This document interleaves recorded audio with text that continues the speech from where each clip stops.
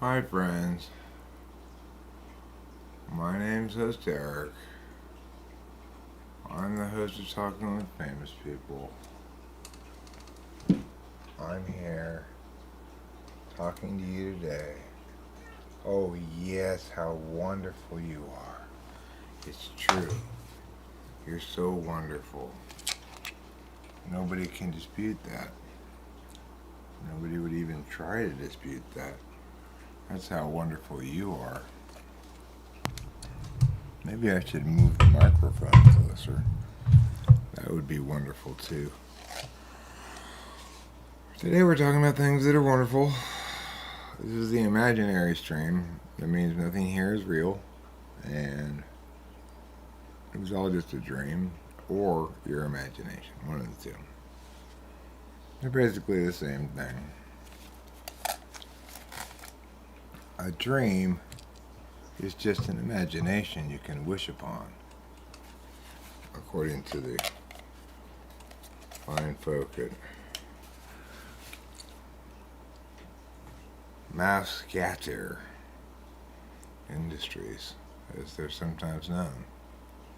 Mousecatter Industries, yeah, that's what they call themselves. That's how they do. That's how they do. Yeah, that's how they do. No point in denying it.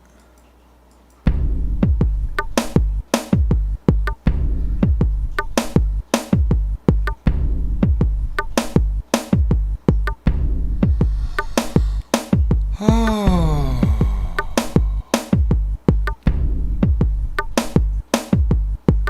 What is all this stuff going on here? My word, that's a lot of stuff. My goodness, that's a lot of stuff. My goodness, I'm alarmed. There, that's a little bit more manageable. Wouldn't you agree it's a little more manageable than you or me? Wouldn't you agree it's a little more manageable than you or me? Wouldn't you agree it's a little more manageable than you or me? Wouldn't you agree it's a little more manageable? Little bit, shoulda diddle kittle little piddle little more manageable than me. Wouldn't you agree?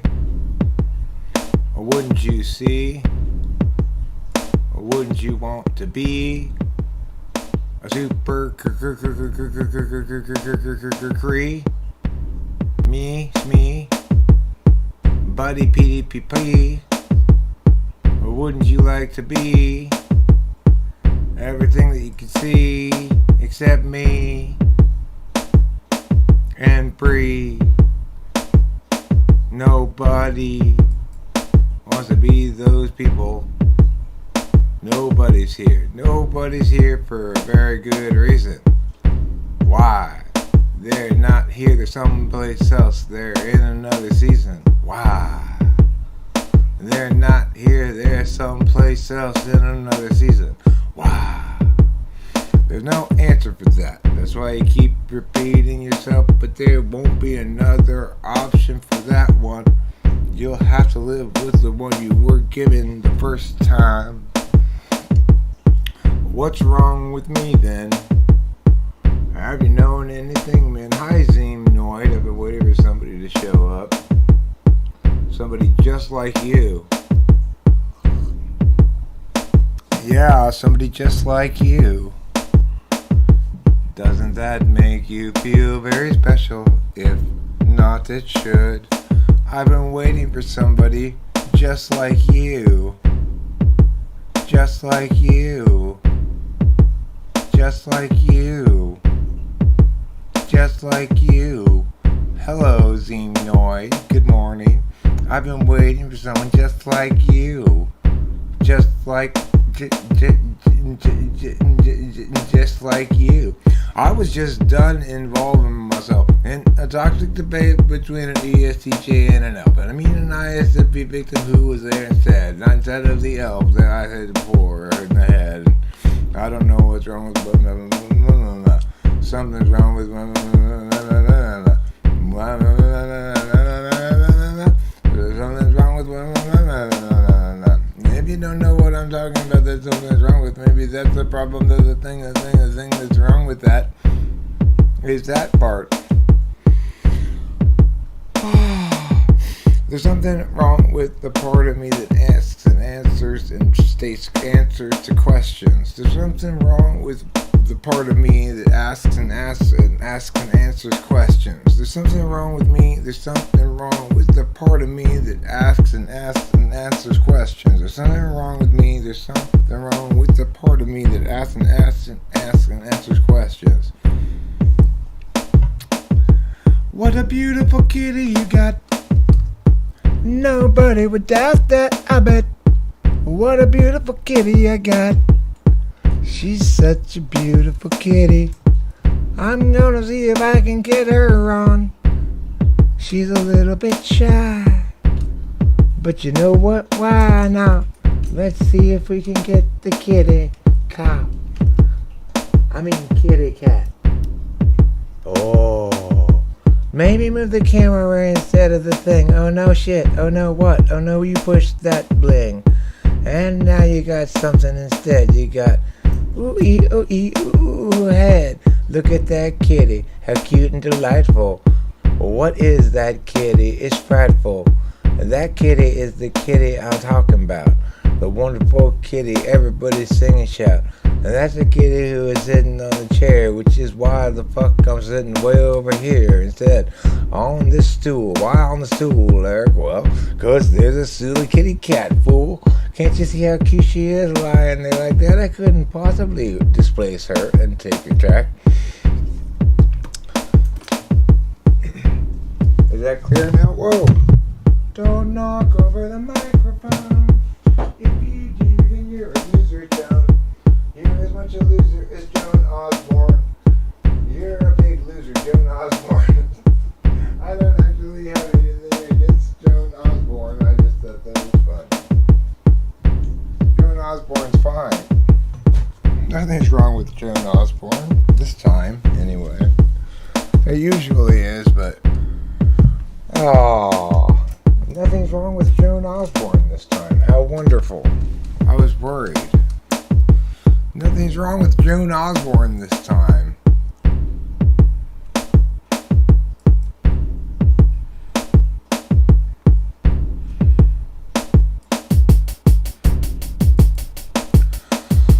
Maybe Zeemnoid wanted some, what do you call it? Hi-hats. Oh, he wanted hi-hats.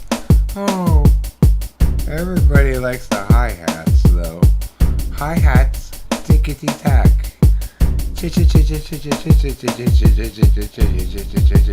Is what you say. Silly hi-hats, go away. What's up with you? Being high, being hats, being two.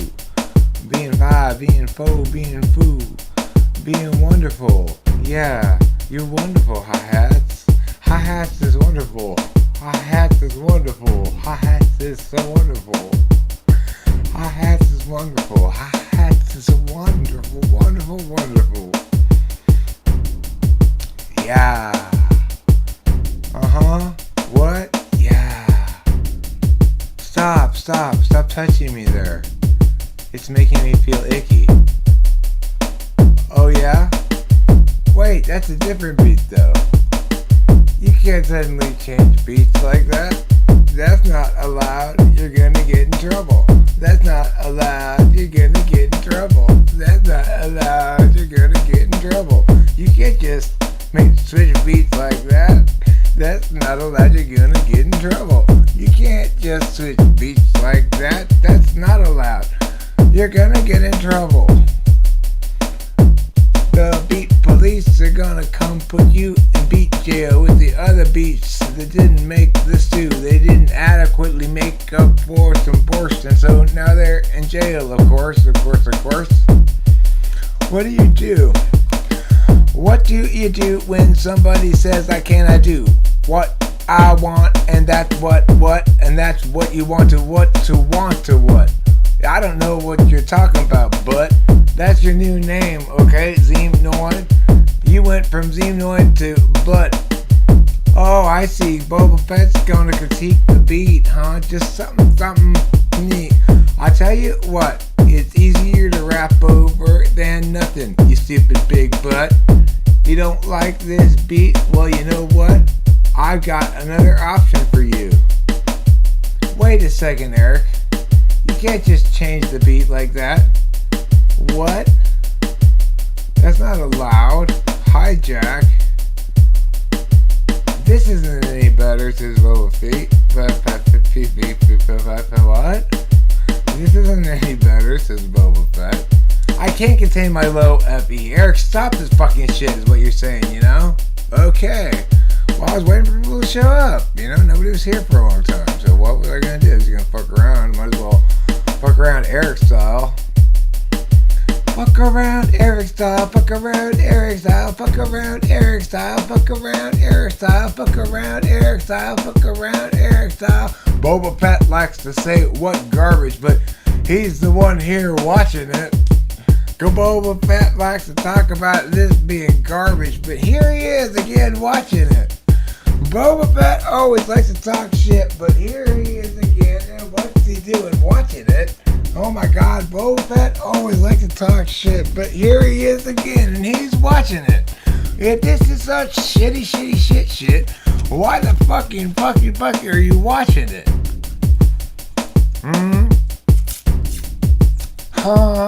I know why, because you're a special guy, and you think that I am a special guy too, and together we can hug and kiss and love, and kiss and love, and hug and kiss and love. That's what you want, huh? You want a bunch of love and hug and kiss and love and pug and wug. That's what you want. You want to love and kiss and hug and pug and wug. Okay, enough music, Eric. Stop. God, will you never stop being so stupid? I'm sorry, everybody. I had temporary repeating Eric being stupid syndrome, whatever you want to call it. Temporary repeating Eric being stupid syndrome. My comment shaming people for not having a put up a thumbs up. Oh, that, right, yeah. Hi. Oh my God, Boba Fett.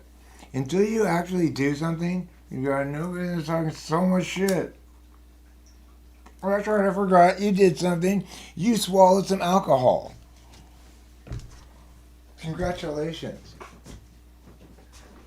Burn, biggity burn. And that's what you get for burning Jack so bad the other day, too.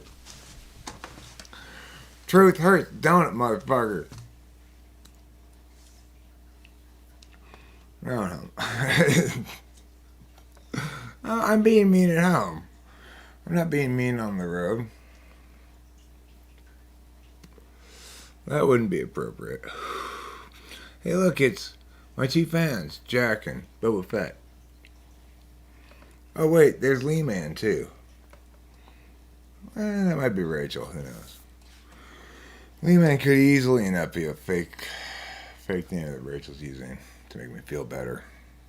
It's the kind of robust FE she carries around with her, you know. What software do I use? LLMS, or whatever it's called. You know, that green thing. It's the green button that I push. I don't know what it is. It's either LLMS or LMMS. That's what it is. It's free. Like your mom. Oh, well, that must explain why nobody's here. Because it's imaginary. If I had put up a real live stream, it would have been more well attended, probably. This cat is so pretty and beautiful and wonderful. I just want to pet it. Because it's so glorious. I see its glory and I just marvel at its glory. Oh, Kitty, you're so wonderful. I want to marvel at your glory all the time. You're so precious and good. But not everybody can see you, just me. I'm full of internal feels is right.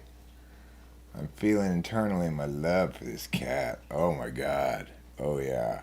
Well, I was away for a day, and let me tell you, when I got back, I had two very stern meows awaiting me. Meow, meow.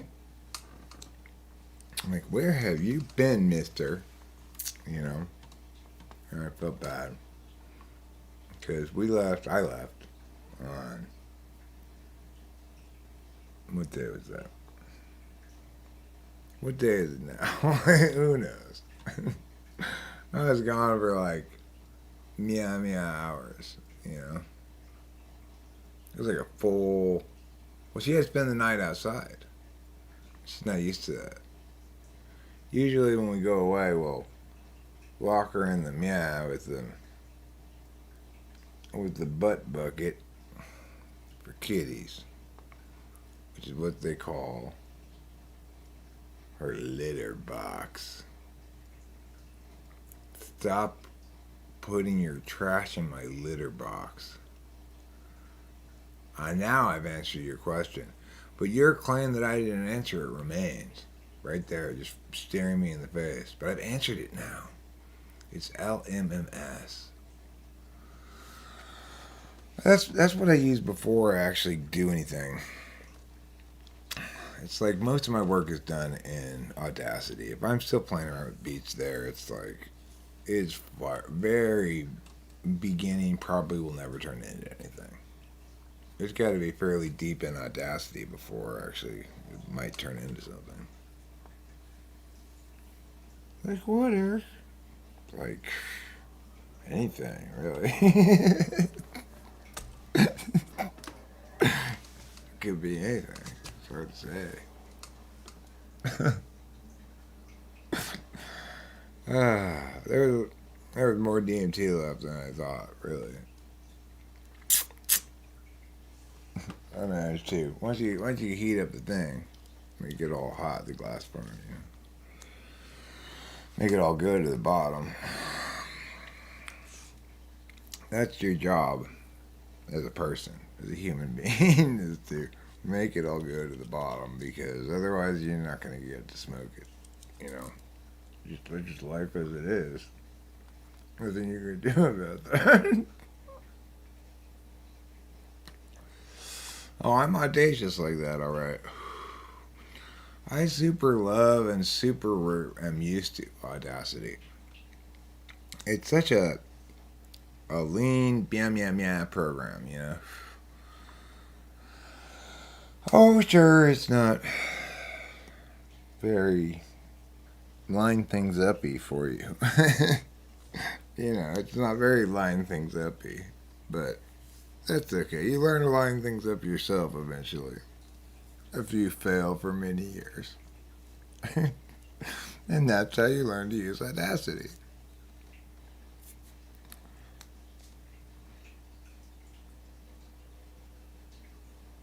The thing is, shockingly, I know this is going to sound ridiculous. It's got to be ridiculous, okay? I like Audacity. I'm incredibly super used to it. No, Dimitri can never help me find mushrooms. Dimitri can't even help me find more Dimitri. Dimitri helps me find myself, okay? Dimitri helps me find stupid Eric. Stupid Eric is happy. He's pleasant. He doesn't get into arguments with people about things. Because why would he, you know? That's stupid. He's too stupid to do that. That's for smart people. He doesn't want anything to do with that. You know? I like Audacity because I kept going back to it when I tried different apps and stuff like that, and I kept going back to it. It's leaner than anything else. First and foremost, you click it, it's open in a split second, and you know, in other words, in its root form, it's super lean and clean and tight and tiny. It's just you can make it all big by adding a bunch of shit, you know? That's what an audio app should be. And it's standalone, it's not anything else, and yeah, it doesn't have any kind of way of quantizing shit, you know? You can't say, make my shit more square, but whatever.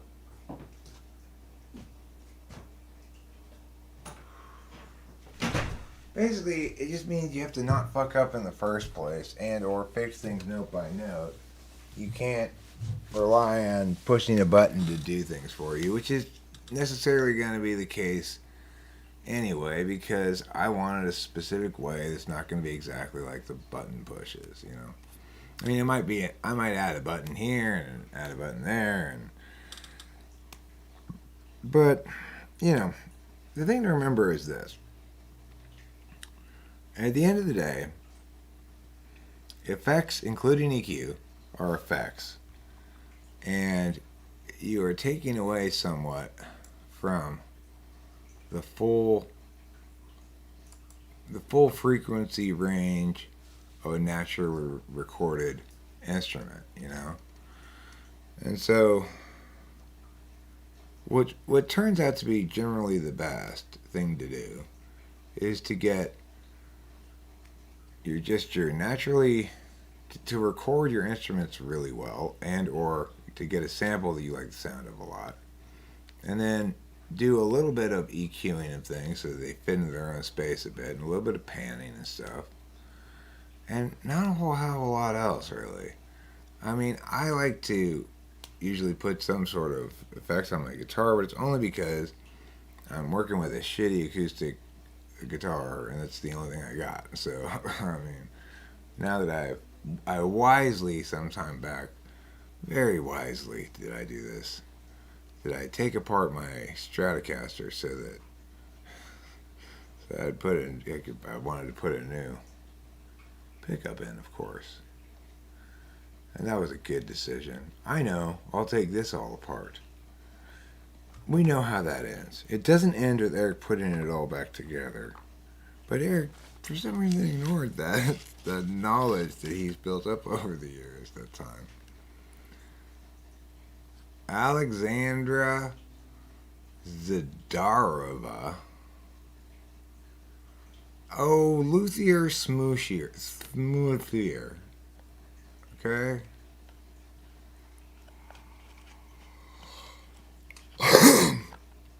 Let me give everybody the 20-second lesson, since everybody's asking about it.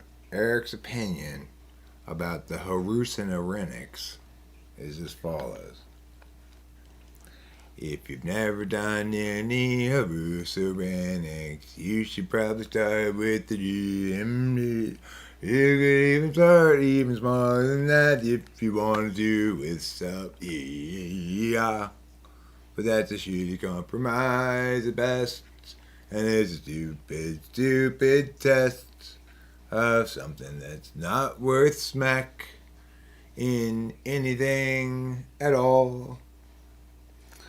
I think you should start with Dimitri, then move to Room Mush, and if you feel like it, which you shouldn't, then go ahead and visit the sacred hallways of Sled, SLD, and sled down the hill. But be warned, be forewarned. People sometimes, it's easy to oversled. And if you do, you're gonna be hating life like a big, big fool. You don't want to be hating life, do you? Also, key point, everybody, pay attention to this. Listen very carefully.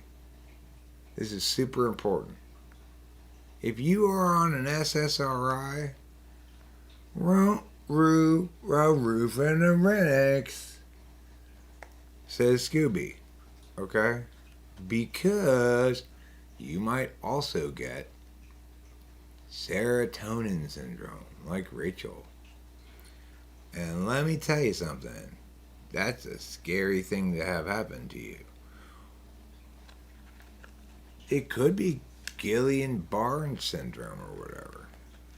Could be that too. PD. I should go to the guitar store. You're right, Boba Fett. That's very second slot FE of you. Go get somebody to fix it, Eric. You know why I don't? Because I've lost some of the little screws. Isn't that a stupid reason? I'm sure they have screws there. She's a lot better. But still today, she had trouble opening the door handle of the car. So, you know, it always kicks FI into gear when I see it happen. And that's when I say, listen, sweetie, remember, before we talk about anything else, before anything else happens, you and I need to sit down and read a few pages of our favorite book together. What's our favorite book? Why, it's the Communist Manifesto, of course.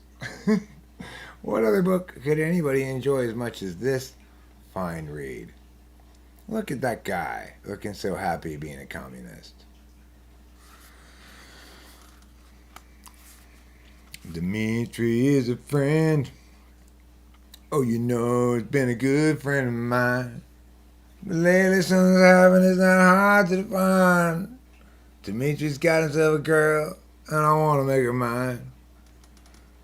Oh, she's looking at him, and he's holding her body. I just know it.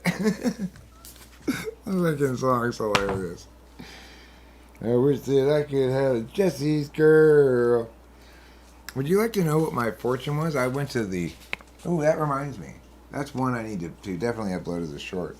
I got a good short of Zoltar today. You may remember Zoltar from the popular film Big.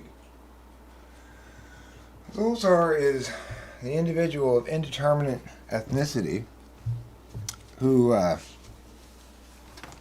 tells your fortune by speaking inside of a box. He lives in a glass box and exists exclusively to provide these little cards to people. So let me tell you why did I get up? I got up to get my glasses, right? So that I didn't get them. That's not going to do any good. Here they are. Now I have them. This will be easier now with this. Okay, let's put on the old glassaroos. So listen to this weird fortune I got. You've been wondering if you have spent your time wisely. Not really. It's not like it's a question and it's in dispute, you know. I'm pretty sure I haven't. A man that is young in years may be old in hours if he has lost no time. If you feel old, then you know you have not wasted any time. If you feel young, then do not waste the day before you now. Remember, a day is a fortune and an estate. If you lose a day, you lose life itself. Do not worry about the time. Experience each new day. A wave which has passed cannot be called back, nor can an hour which has gone be returned. Your time will come by and by. There are great things in store for you. Swift, speedy time will bring new and interesting things this month, feathered with flying hours. Be careful over the years not to let it dissolve the beauty of thy brow. Well, Zoltar, I will have to reflect upon what you have spoken to me.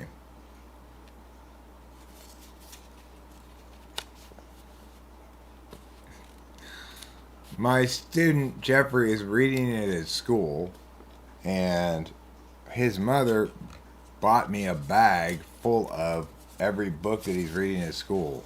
So that includes this fine treatise. But you can hear my teaching about it on the other stream the other night, which ends with, and that's why we should all piss on his grave. So, it's not like I'm a fan of this fellow's lack of good thinking. Or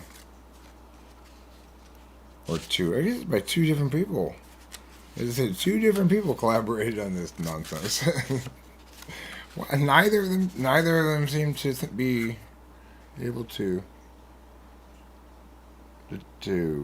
fix the problem. There aren't any warrants in here is the problem. It's a bunch of claims without warrants. It's very silly.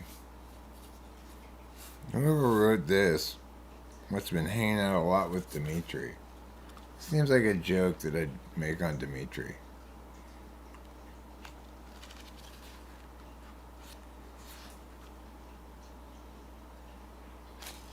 Yeah, well, I tell you what. Prove that I'm not a commie by super chatting me $10 right now. Okay? That's how you can prove I'm not a commie. Because, you know what? I'll accept it. And I'll say, hey, that's mine now. You can't have it back. Just like that. Just like a non-commie would. Ask Zoltan if you don't believe me. He already pronounced me red-blooded capitalist. I am secure from the grasping hands of Senator Joe McCarthy's House on Un-American Activities. Oh no, Mr. Senator McCarthy. I'm not a communist. You don't need to worry about me. I think communism is not even a thing. It's just just a couple of idiots gathering together all the fancy words they know and putting them next to each other. That's what communism is. It's a bunch of claptrap. It's a bunch of T.I. Polar claptrap, Senator McCarthy. But, however, I must say this. Your House committee here is just as full of claptrap as communism itself. In fact, this committee is very communistic. Mr. Senator Honorable Joe McCarthy. What do you think about that? You're like a commie because why? Because here you are like trying to bust everybody's chops, right? It's like that's what commies do. They're famous for their chops busting.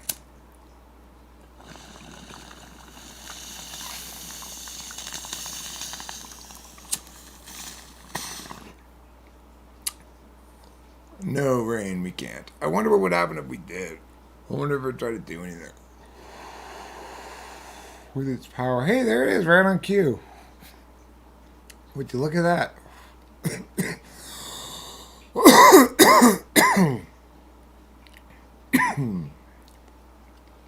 Speak of the rebel, as they say. You could hang with being seen as a dirty socks and sandals wearing hippie. Well, that's fine, but you see the signs, right? There are no dirty socks and sandals wearing hippies permitted after 11 p.m. in this neighborhood. You will get a ticket or towed. Your physical body will be towed. Whether you agree to cooperate to walk around along by yourself, it doesn't matter. You'll still be towed. Because that's the only thing that's worth doing to goddamn hippie liberals. Right? Those damn hippie liberals. Ooh, they make me so angry. With anger and rage. Ooh, those darn right-wingers. Ooh, those hippie liberals. Oh, close those. Is Eric Elia Kazan or Dalton Trumbo in the McCarthy witch hunt? Is he a snitch or a witch? I have no idea what any of that means. You guys are confusing me again. Hippie girls are the easiest to get into bed. Well, I would disagree. I'd say the easiest girls to get into bed are those already asleep. You don't have to do anything. I know this stream you can relax. Normal streams you got to worry because it's going to go on your permanent record, right? But this is just an imaginary stream. We're just collectively imagining it right now, so it doesn't really count for anything. So you can just chill and be yourself, you know. You don't have to hold in your stomach to try to look skinnier than you are.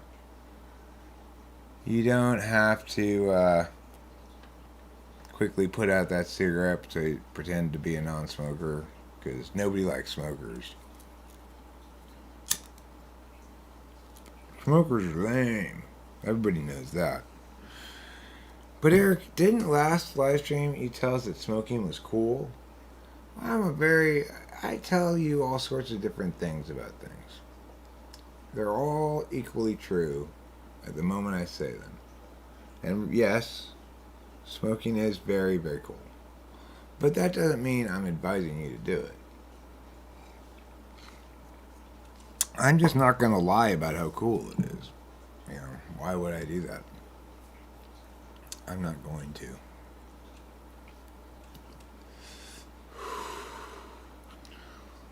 I mean, you know, like everything cool, it's expensive and risky.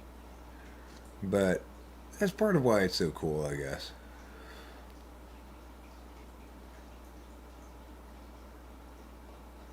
The other thing is, it's kind of like a class upgrade in an RPG in that it unlocks a whole new toolbox worth of gestures, you know, meigities. You can incorporate not just a cigarette, but also, that's why I say, that's a lung full of air. You know, like that. Lots of things you can do with a cigarette that you can't do without one. So it enables you to become that super class, like multi-ultra plus death assassin or something.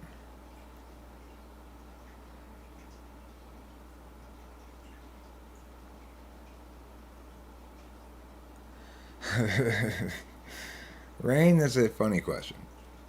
Are people who classify you're pretty ugly as an oxymoron likely TI polar? No, I think they're just likely not TI 1 or 2. I think that not TI 1 or 2 might very well think. They just, you know, it's like you're asking them to be more contextually robust than most people understand the term oxymoron at that level, you know. They just think of it like, you know, like military intelligence, ha ha ha ha ha. Or, you know, shit like that. So it's, I got to see some military planes today. I got some good videos. Let's go through my videos that I got, especially the vertical ones. And you guys tell me which ones I should make shorts out of and which ones I should just trash. The thing is, they probably won't listen if you say just trash unless everybody says it. But because I'm still trying to sort of figure out what's up with the medium, I guess you'd say, of shorts. It's its own little ecosystem, and shit either gets on the shorts feed or it doesn't, right? It's like, let me push them, yeah. Now, what am I looking for? Oh, right, I know. I'm going to this place here. Okay, let me stop pushing them, yeah, then. That's not going to do any good. Cancel this. Okay, now.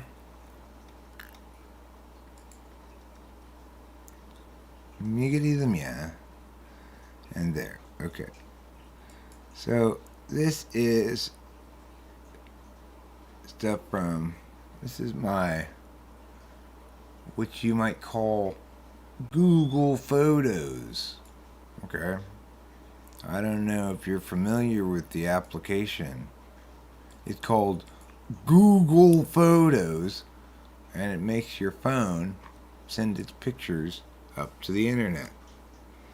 Okay, let's take a look at some of the pictures I took, and then you guys can express your opinion about which of these Google Photos is worthy of being treated as a short, and which is just stupid and shitty and lame and must be destroyed immediately. So I tried a few different kinds of shorts, you might say. Anything that's around short length was an attempt at a short. It also has to be how you say, vertical.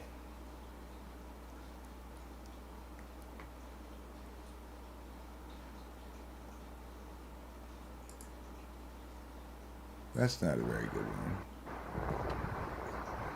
Here's the spooky. That's not a very good one. That's not a very... Is this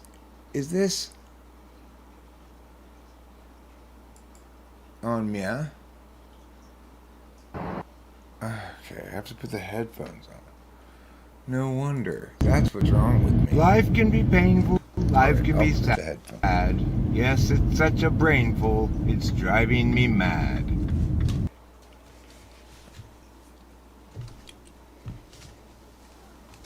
I don't know what I said. I don't remember. I couldn't hear it. Now let's go to the next one. See what I say here.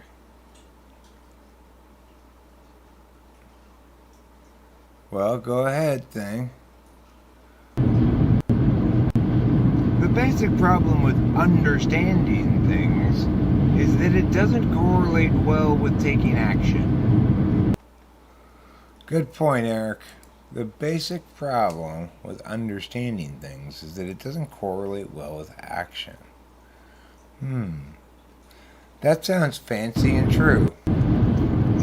It's very hard to not always be yourself, but not impossible for some reason.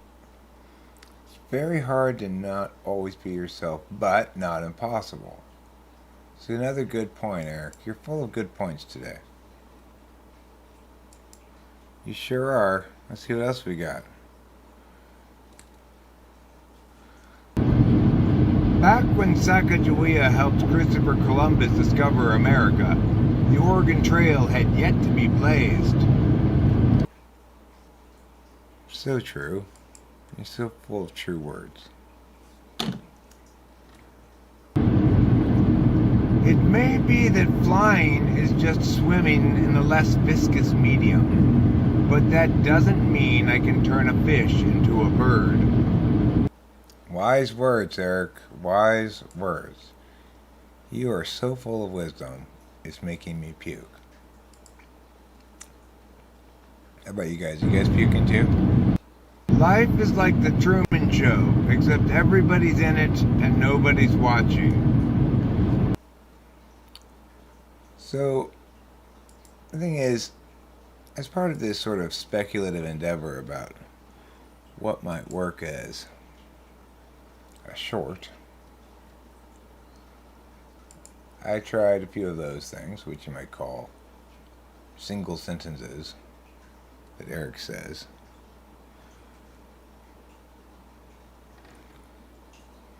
And I also tried other kinds of shorts, which were coming up with this thing would speed up. This is taking too long. It's too slow. Hurry it up, computer. Stop being lame. You're being too lame. It's annoying me. Okay, seriously, you need to stop being lame.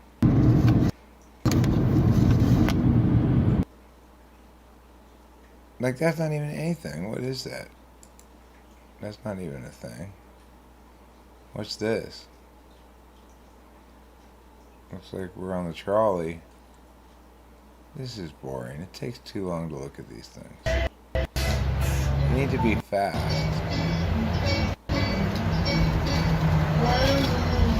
Okay, that's enough. You're giving me too much difficulty. I'm tired of your failure. I've had enough. You're done. You're done, Mr. Failure Pants. D-O-N. Done. That's not right. You're done, I meant. There you go. Now you're done. Okay. Well, enough of that fiasco.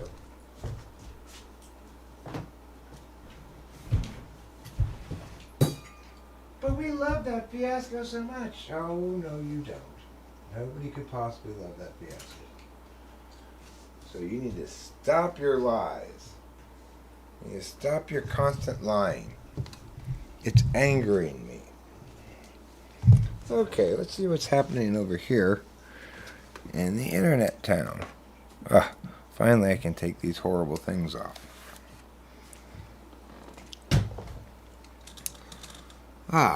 So bright. That's because the light's in my face. Alright, let's see what this says.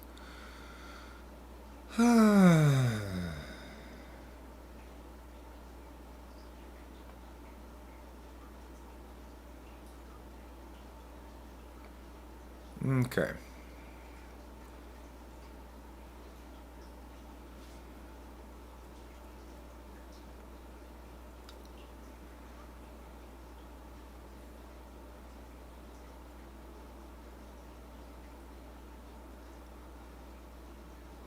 If your understanding is to take action, Peter didn't teach you, then it's not an understanding, it's an action. Me, me, me, me, me, me. Mew, mew, mew, mew, mew, mew, mew. You just got mew-mewed. What do you think about that, Mr. Man? What do you think about that? I said mew, then I said mew, a mew, mew, mew, mew. And then I asked you, a you to you, a you. I said, Peter didn't teach you. What do you think about that? And in response, Peter didn't teach you said, well, I think a lot of things, really. I think nonsense. I'd say claptrap, hogwash, absurd, buggly luck, gobbledygook. Let's see. All these things I have to say to you. Well, thanks, Peter didn't teach you. A thermostat is just a speedometer for atoms. That's clever. I like it. That might make a good short. Little sayings like that. I'm going to try them out as shorts and stuff. I got a really... what else did I get another short that I was happy with? I wanted to. Well, of course, there was the TE Polar one with the trash can. I think the TE Polar one with the trash can is a good meow. It's a good short. I don't know. I find it the medium interesting because now you can schedule them. So I can make a bunch of them and schedule them at different times so that it's less of an impact on the regular viewers. They're more spread out, you know. But it's weird because they operate under a totally different. They operate under a totally different.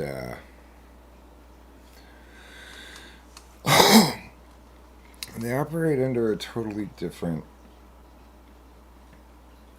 frame, metric, whatever. You have to think about them differently. So it's like the channel people may respond meow or meow to the shorts or whatever, even going so far as to say, I don't like them. You know, I wish you would not do that. But it doesn't really matter in the sense that it doesn't seem to link at all what the initial response is to how it does on the... I will answer that question in a second. How it does on the shorts feed. So what do I mean by that? Well, the idea that you are yourself at all times um, is sort of a static existentiality. You are yourself. I am being myself has additional connotation that suggests that you're behaving authentically. And it is possible to behave inauthentically, but the challenge is that, in any meaningful sense of the word, the only distinction from authenticity and between authenticity and inauthenticity is within you. They're both still of you. So it's possible in some sense to not be yourself, but to the extent that that happens very often, or maybe at all, that becomes part of yourself. I have told you the answer. This is the answer. It's really an equivocation kind of fallacy, I guess. Don't scold me, Brain. Your TI is so brutal. Don't brutalize me with your TI, please. TI is a brutal function. It's a brutalizer. It's the brutalizing machine. I guess SE is the other one, but TI is the linguistic brutalizing machine. Well, probably because you're being a dick, Jack. I don't know. If you were being nice to everybody all the time, like me, I'm so nice to everybody all the time. Isn't that right? Aren't I constantly nice to everybody? No? What? What do you mean? I am too. I want YouTube's nicest guy. Yeah, I answered it. I answered your question. Yes, yes, I did. I'm squeezing my nose now. What you think about that?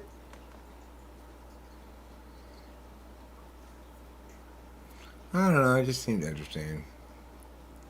See if it would work as a short, you know. I think about the same random shit, you know. Like, or little facts. Did you know that a palm tree is actually not a tree, but a big piece of grass? It's true. It's true, actually. Isn't that strange? But of course, to make that video, I need to be standing in front of a palm tree and remember, oh yeah, I'm going to make that short. That short might do well. My Czechoslovakia short, saying, hey, did you know that Czechoslovakia, it used to be, the reason the Czech Republic is the Czech Republic is because it split in half. Czechoslovakia became Czech and Slovakia. Though it was news to me. So I thought, hey, I'm going to say it as a short. Well, sure enough, it gives like 2,000 whatevers. So I want to like work this short speed and see if I can figure it out. Like, because here's the deal.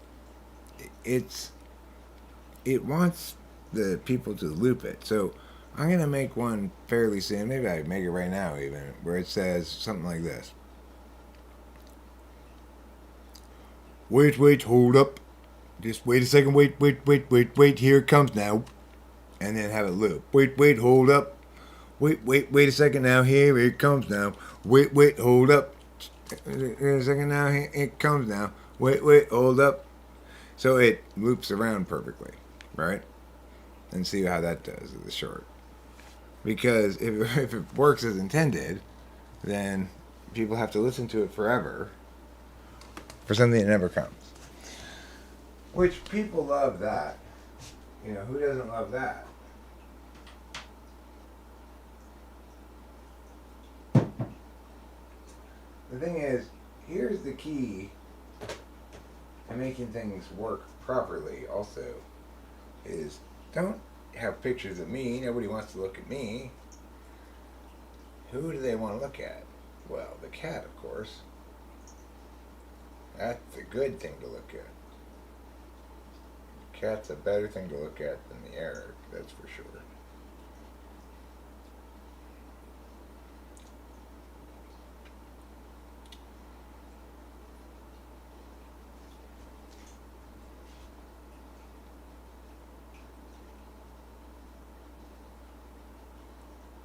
Wait, wait, hold up. Here it comes, come around again. Try a couple different takes of this thing. See if I can get it. Wait for it, hold on right now, here it comes now.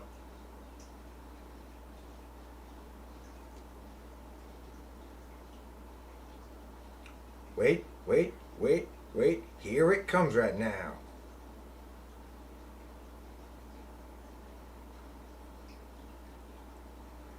Hold on now, let it go around again, and don't swap any direction now. That would be looped fine, you know. Something like that. Try one of those things. See what works. Try from a different angle with the cat. Oops, sorry. You gotta hold up and it'll come. Just wait for it, just wait for it. You moved too much, kitty. You're not supposed to actually do something. Hold up now, let it go around. Let me try it again from the top here. Hold up now, let it go around one more time, and you'll find out something exciting. Like that one. That's perfect. Right there. That'll be a good short. That'll make a good loop. It's a matter of just trying a bunch of random shit until something makes you laugh, you know. Let's see. So the key on this is you got to get exactly the loop right, you know. Hold up now, let it go around one more time, and you'll find out something exciting. Hold up now, let it go around.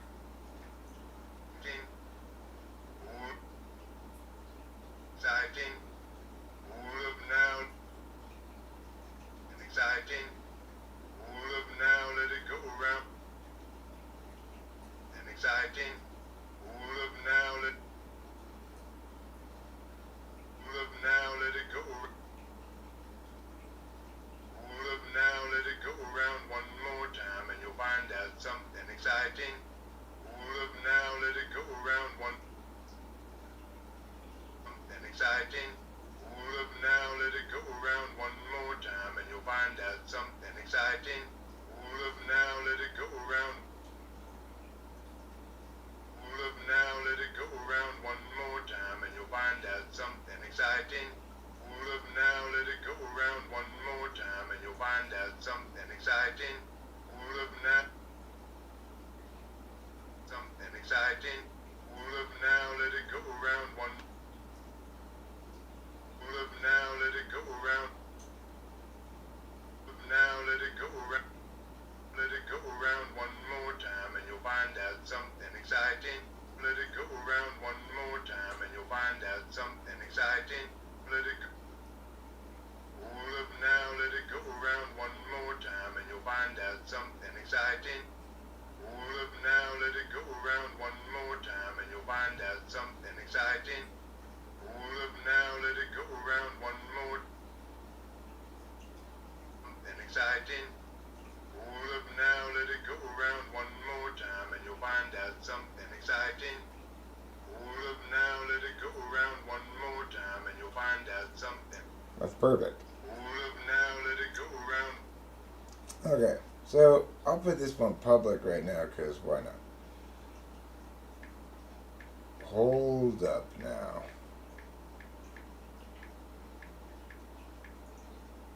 For excitement.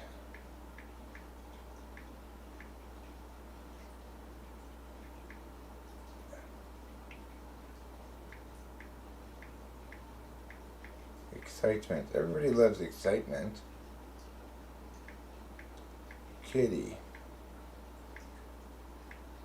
Song.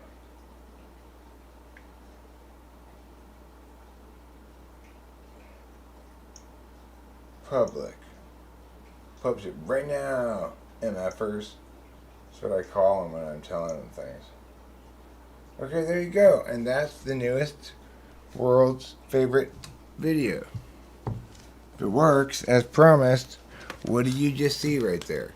You saw me making a thing that is designed to be successful as a short. Why? Because it says, hold up, let it go around. I forgot it already. Look, I can see myself doing what I was just doing on the phone. Isn't that fun? I was just doing that thing on the phone. Now I'm watching myself doing that thing on the phone. But I can't hear it because it's muted. Growing up. That's all that's left now, guys. That's all that's left. What's left now from this point forward?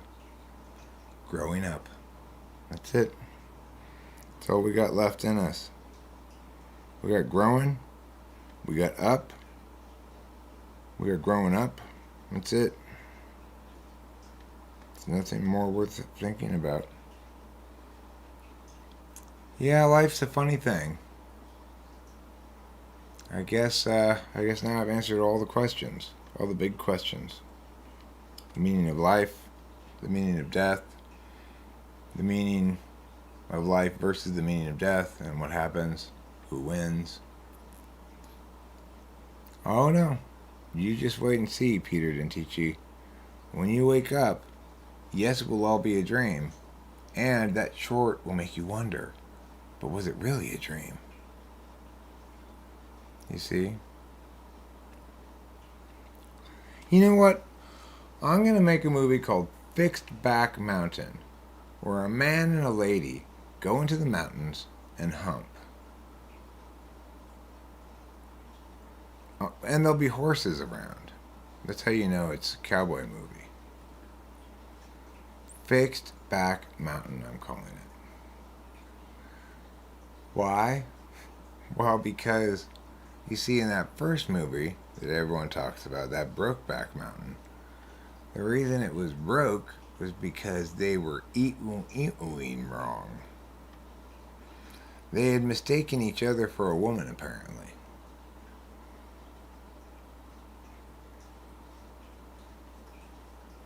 One of them was like, well, Bob's a strange name for a lady, but I guess she must be a woman. What with the touching and the kissing? And then Jim, the other guy, said, well,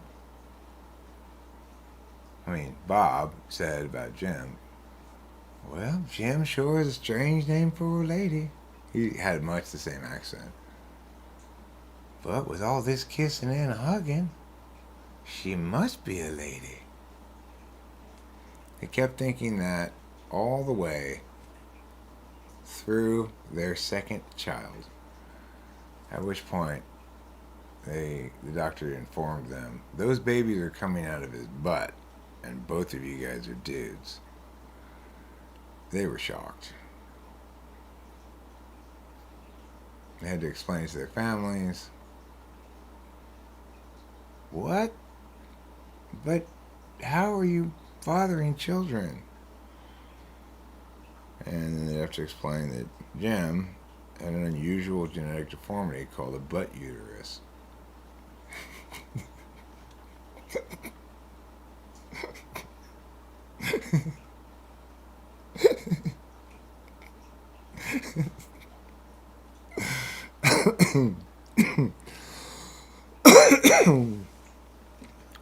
Okay? Does everybody understand now?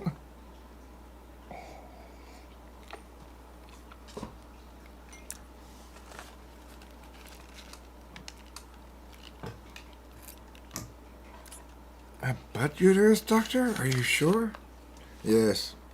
You can see the butt fallopian tubes right here. But don't they get poo on them? Actually, it's a secondary structure within the larger poo-making structure. As you can see, the poop has a chute that's right next to the fallopian tube. And when the man sieht, shoots the sperms, and once they fly up they swim up the fallopian tube. How you say swim? Yeah, yeah. They swim up the fallopian tube and implant on the walls of the, the butt uterus. And that's the official scientific word for it? Yes. There's the, in any scientific book, is referred to simply as the butt uterus.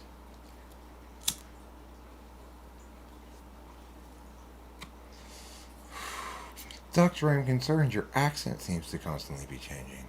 Yes, I never could figure out what my accent was.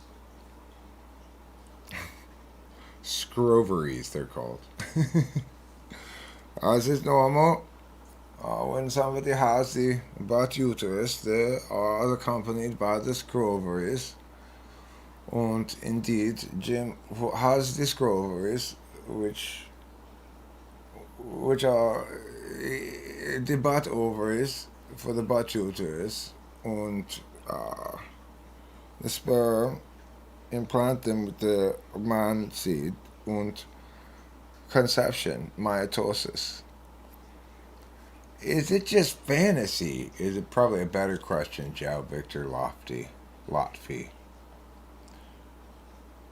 Is this the real life? Is it just fantasy? Easy come, easy go. Who you in the wind blow? You where the wind doesn't really matter to me. Mama just killed a man. Put a gun against his head. Pulled the trigger, now he's dead. Mama, life had just begun. Yeah, I've gone and thrown it all away. Pretty dramatic song.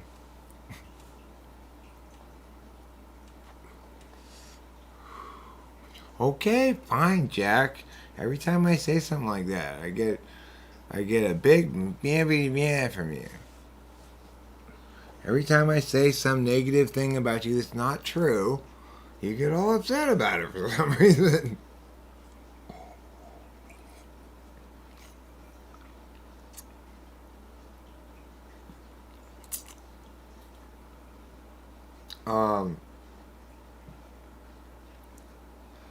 That guy, what's his name? Freddie Mercury.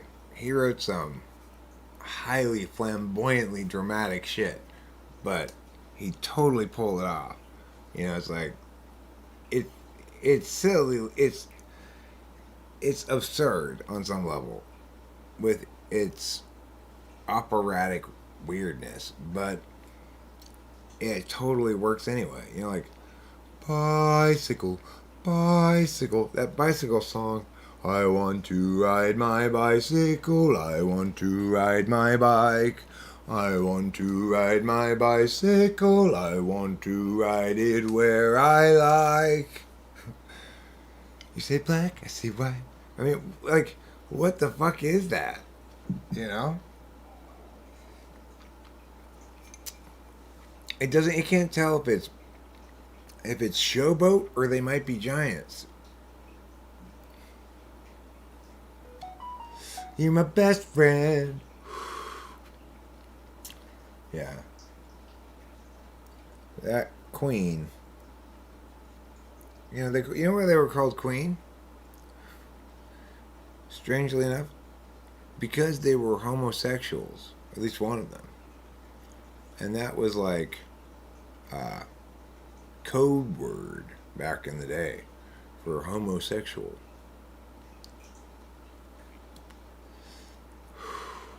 You know, we didn't know this when we were kids. We thought they were tough. We thought they were as tough as, what's that other, Judas Priest. We thought they were as tough as Judas Priest. We didn't know that there was anything, you know, homosexual about all that leather. We thought it was tough. They fooled us.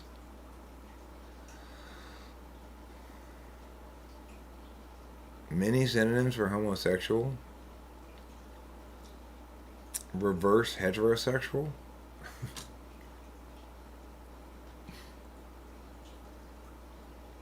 Monosexual.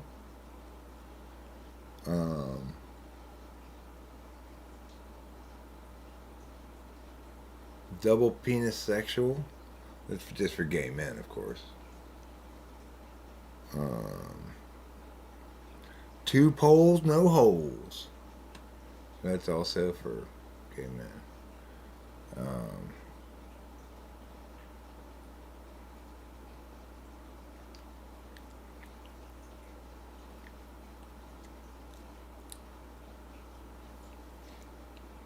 Scissory, scissory, don't become misery. It's kind of a long word for homosexuals, just for lesbians, you know. 80s rock stars are so gay. Well, not the people in Motley Crue, I don't think. I don't think those guys were gay. I think those guys were like rock star whores, you know.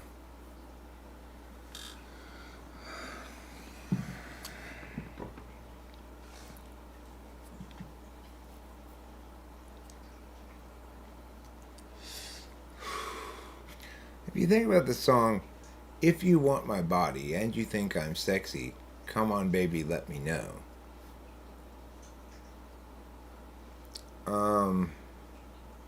I mean, my response to that would be, well, do we have to be so explicit about everything? Perhaps we can do some gentle touchings first before we start talking about wanting each other's bodies and so forth. You're a little forward is what I'm saying. I'd find that lady a little forward. Rob Halford, definitely a little forward. Everything about him seems a little forward to me. Michael Berryman, I don't know who he is, but I'm also going to declare him a little forward. In the NBA, that'd be like a 6'4" forward.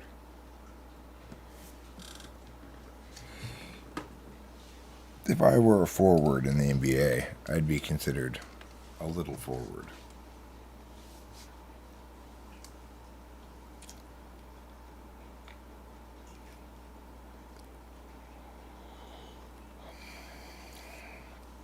Apparently, you guys have forgotten that Backstreet's back. All right. You guys forgot that. That's why you got confused. Where's my bong? I know, it's over here. Far away. Why are you so far away from me? Oh, that's right. Because you're sitting on a different surface than the one next to me.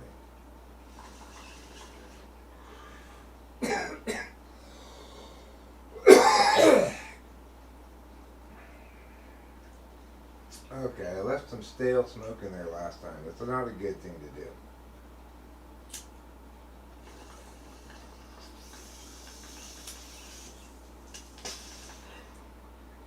I can only think of one hit that Judas Priest had, which is Breaking the Law, which is not a good song. Nor is it a good idea, frankly. I think people should try to be law-abiding citizens, you know, by and large. Except when the laws aren't just, of course. Then it's just fine to ignore them. I think perhaps one of the greatest one-hit wonder songs of all time. There's a couple of good contestants for this, but one of them has to be Stroke Me, Stroke Me. Stroke me, stroke me, stroke! That's very direct as well. You mean like this? And pat his head, kind of like, no, that's not the kind of stroking I'm talking about. Oh. Do you mean stroking of a sensual nature? Because I'm sorry, sir, I am not going to be stroking you in that fashion. And frankly, right now, I no longer feel like stroking you in any fashion. Living after midnight is good, Eric, and you know it, as this stream validates the notion. Living after midnight. Who meant that? Oh, you know what? I'm going to tell you guys a really interesting story. I think you're going to like this story. So, who here knows that guy who wrote those songs by the name of John Denver? Who here knows about that guy? Who's heard of him before? He wrote a lot of famous songs, including Take Me Home Country Road, I think. A variety of different songs. John Denver is his name. Don't get him confused with Bob Denver. Bob Denver is the guy who played Gilligan on Gilligan's Island. Anyway, John Denver, the songwriter. Well, you guys, Rocky Mountain High, right? That guy. So, today, Rachel and Rachel's mom and I were on the trolley, the Old Town Trolley Tour. That's right. Here I am. I'm giving you free advertisement. San Diego's Old Town Trolley Tour. I enjoyed your trolley tour, and I enjoyed your trolley tour talkers who told us things. And the last guy we had, he's almost done with his book, he says, which is called Confessions of a Bartender, in which he tells various stories from being a bartender. And one that he told us on the bus today is that on two separate occasions, he had to cut off John Denver. Yep. On the first occasion, John Denver came into the place already drunk and opened with, "Do you know how to make a martini?" And the guy explained that for a bartender that's an insulting question, and then he persisted with, "No, but do you really know how to make a martini?" You know, like that kind of shit. And he made him one and then had to cut him off because he was already so drunk, I guess. But then on the second occasion, he came in and ordered 4 consecutive, like, mudslides or something, which is like this blended drink with a bunch of different shit in it. It's a kind of a girly drink or whatever. And then the guy had to cut him off again. And as he said in the bus on the trolley, he's like, and of course, it's never pleasant when you have to cut somebody off. Nobody ever says thanks for watching out for me. Nobody ever says thanks for looking out for me. I thought, yeah, I'm so glad I don't drink alcohol anymore. But I want to buy that guy's book, the trolley driver's book, Confessions of a Bartender. I'm advertising your book, trolley guy. You know, you're never gonna see this, but you have no idea what I do or anything. I talk to you about me at all or anything. But here you are. You did a good enough job with your storytelling, which I found interesting. That here I am giving you free advertisement to 7 people who will never, ever, ever take your tour. But you know what? If I buy your book, who knows? Maybe at some point one of them will too. I'm gonna look for it. I want to see it. He was an interesting guy. He, at this point in his life, he spends half of the year in San Diego doing these trolley tours, I guess, and half the year in Alaska doing whatever up there. He goes up to Alaska for summer and San Diego for winter. He's got a dog, a blind dog. I'm like, likely story, blind dog. You probably blind him on purpose. But I didn't say it out loud.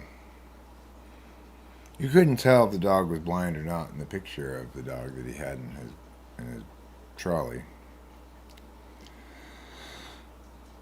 I didn't examine the photograph very closely, but I suspect that even if I had examined it very closely, I would not have been able to see that the dog was blind. just by looking at the photograph. Unless the dog was blind because its eyes had been poked out. But I mean, I doubt that would be why the dog was blind. Hey, remember, this may all be imaginary, but that doesn't make it any less imagine-a-real, okay? So it may not be real, but it's real in imaginary land until imaginary land de-imagifies. At the moment, we're fully imagified, all of us, which means we're all subject to the laws and rules of imagination. We can only do things that we're allowed to do in our imagination. Things like flying and loving, living and laughing, and petting a beautiful kitty. Those kind of things. Family-friendly things. Algorithm schmalgorithm, that's what I say. I don't know what the hell it's doing. You know, it's doing the best it can, I suppose.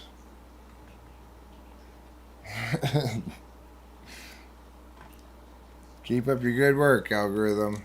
Keep doing your thing, you know, as best you can. Try to figure it out. I want my last short to be on the shorts feed and get a bajillion views, because it's really, if I'm right about things, and as we all know,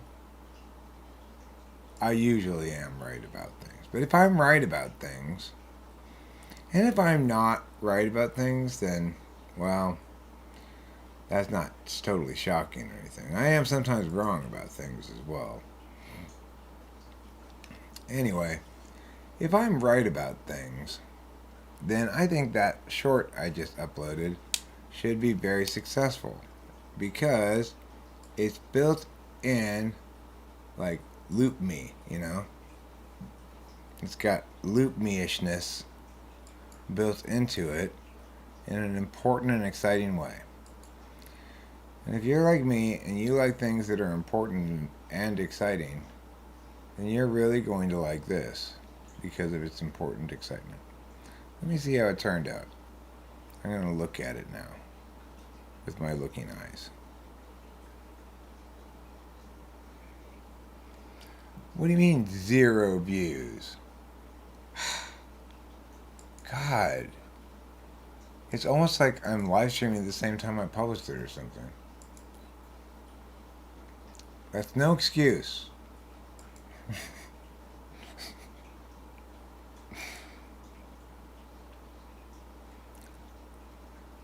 Yeah, I'm a special kind of stupid. It might be fair to say that.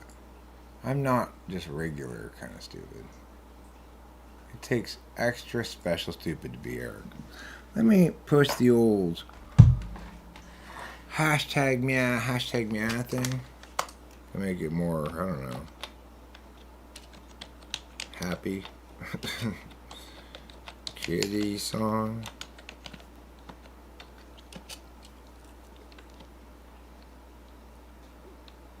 Forever song.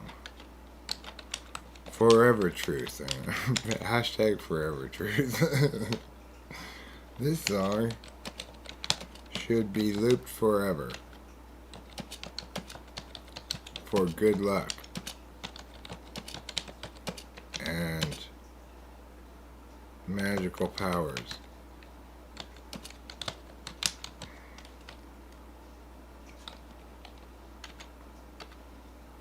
Okay, there.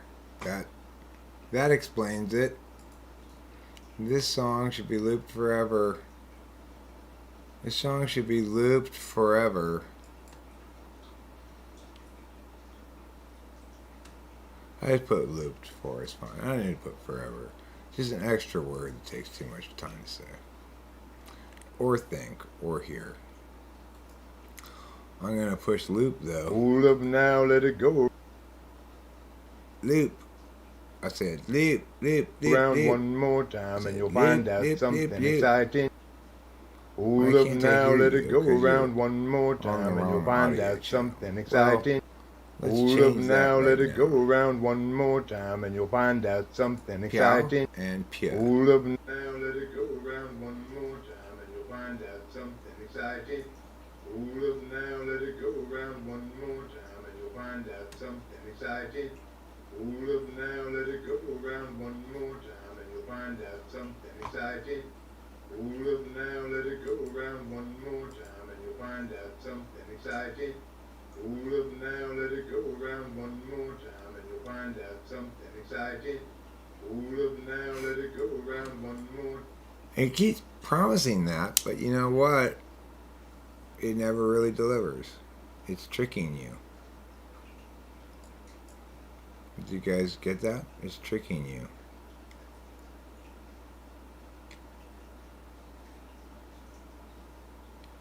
Do you see how it tricks you there? Who's the most trickiest tricker? It's me. I'm tricking everybody with that video. Right now, they keep waiting for the exciting thing to happen. Waiting to go around and around and around forever. But nothing exciting ever happens. That's the irony. That's the tragic irony. That's the hero's heroic fatal flaw. He's got a severe cheese allergy.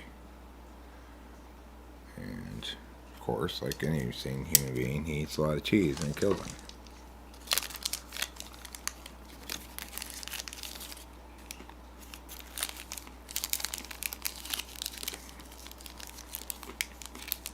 I know a song that drives everybody crazy. They're good lyrics for a short. Especially if it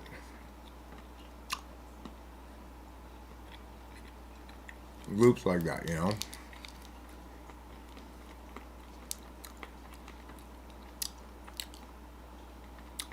I know a song that drives everybody crazy. I know a song that drives everybody mad.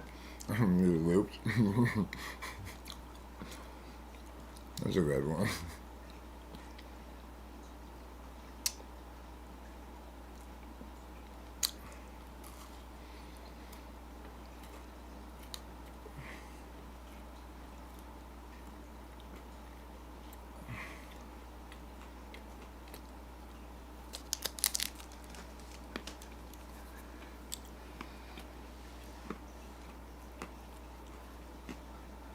Well, yeah, I'm eating something right now. Why?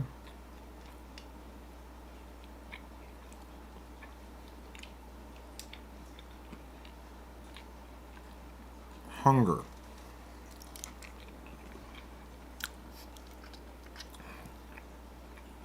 It's the only excuse I have for you right now.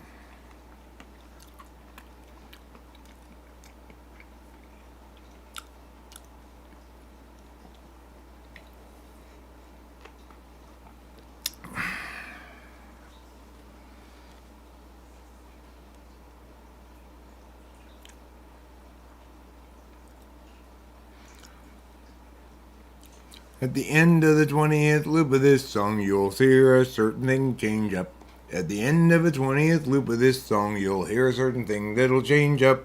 At the end of the 20th loop of this song, you will hear a certain thing that'll change up. Something like that, you know? And see, I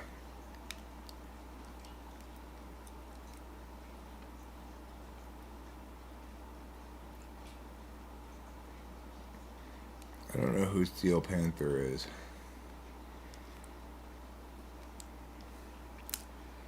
But I wish them well. They and their large cat.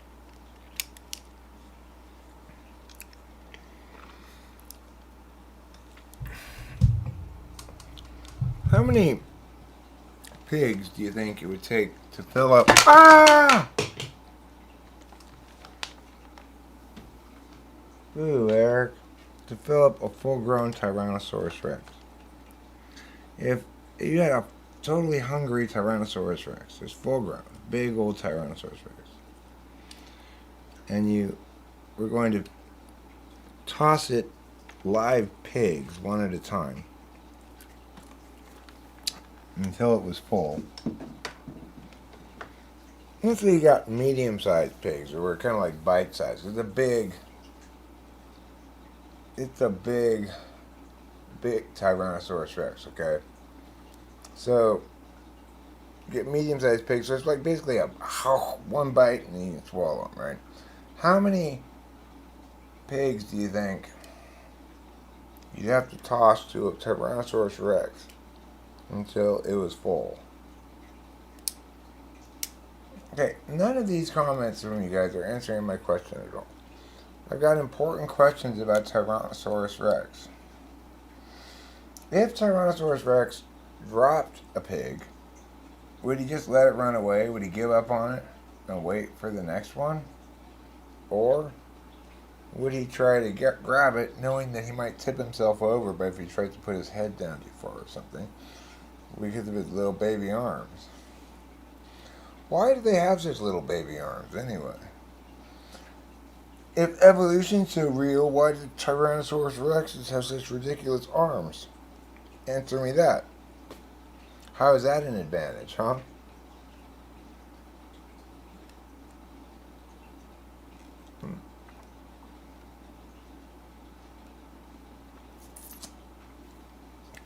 Only God could have created something so ridiculous, you know? That's just the most powerful argument in favor of creationism. Is that there's no fucking way Tyrannosaurus Rex could have evolved with those ridiculous little arms? Come on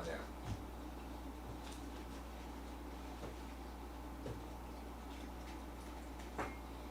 With teeny little hands. They're totally out of proportion with its whole everything. And just make it look ridiculous. It can't even catch a ball. Why? His little arms probably aren't even long enough to reach the middle of its chest. He probably can't even hold his own hands.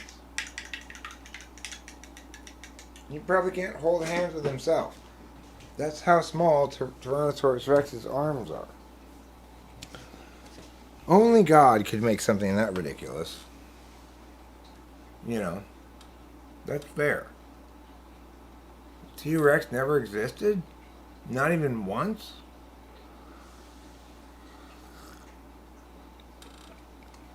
Well, of course T-Rex existed. Haven't you seen those big skeleton things in the museum? That's what it looked like. It was made out of bones. Back in the olden days, like the Mesozoic or whatever period, all the big creatures were skeleton monsters.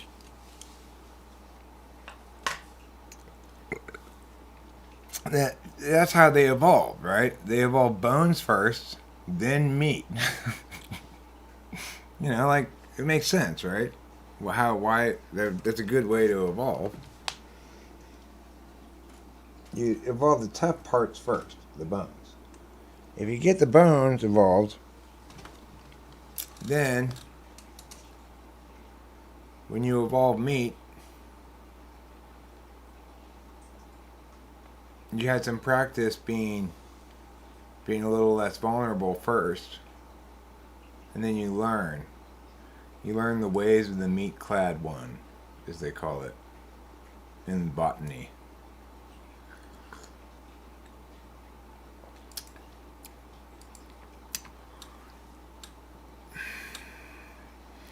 Creatures, see, that's the thing people don't realize. What they got wrong about evolution. Evolution is right. It's just that creatures evolved inside to outside. So they started with bone marrow. Then they got whatever goes around bone marrow. Then they got regular bone. Then they got sinews and tendons. Then they got, blood vessels and stuff eventually. And organs. And then after that they got meat. The meat part. That's everything else, basically. And then last they got like eyes and ears and a mouth and stuff like that. That's how things evolved. Inward, inside to outside. You know, it's a good question to ask for anybody who doesn't know it or hasn't heard the question anyway. Does a tree grow from the bottom or the top? And if you don't know, can you come up with a test that would allow you to know if you had, if you could check, assuming it's a fairly fast growing tree and you could check in a month and see, So I want you all to think about that. Very important question. Which is, does a tree grow from the bottom or the top? And if you don't know, what test could you devise to determine that?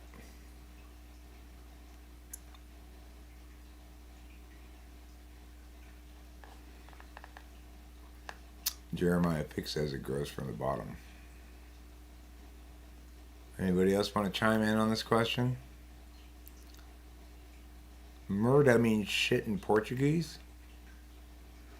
Oh no, but that's what I named my daughter. Murda.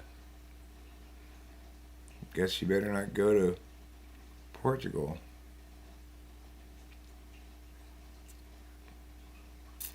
Oliver Linehan says it grows from the center of mass and expands at a uniform rate in all directions.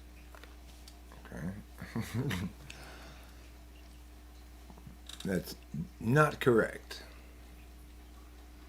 I will tell you the answer now if you'd like. It grows from the top. And the way we know it grows from the top is because when we hang, say, a potted plant from a tree, it stays where it is. It doesn't go up. If it grew from the bottom, it would be moving up, right? So that would be the test as well. You just nail something onto the tree and see if it moves. If it doesn't move, then it grows from the top. Now I would add that the growth in height and growth in breadth are probably, well, they're separate. They're like separate processes or something.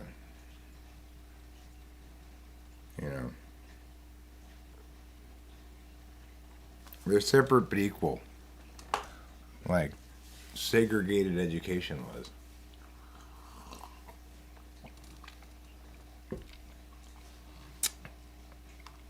Sure, it's separate, but equal. Like, take a look at these two schools. Well, but this school looks super nice and this one looks super ghetto. Exactly, equal. How is that equal? Well, each school is equal to what the people deserve. You're not getting the spirit of this, I'm afraid. You're just expressing the same thing you've been saying in a slightly different way. Okay, but can't we still keep being super racist, though? I don't really think that's kind of fly long term, It doesn't play well. It's kind of unattractive in a ew, why are you so hateful kind of way, Just because, yeah, I know, I don't like people being all huffy and shit either, but you know what I'm saying, everybody. There ain't no cure for the summertime blues.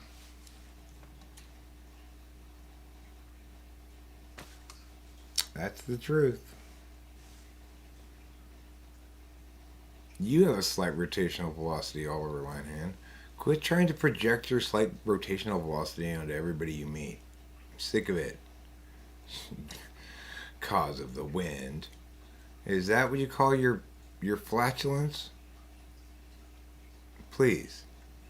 Stop spinning shit constantly. It's just propaganda. Stop spilling your propaganda all over us. Everybody, listen. Watch out. Oliver Linehan does nothing but spew propaganda all over everything. So you got to be careful about listening to him. James Careless is the same way. He and Oliver Linehan will often get into reciprocal propaganda spewage contests,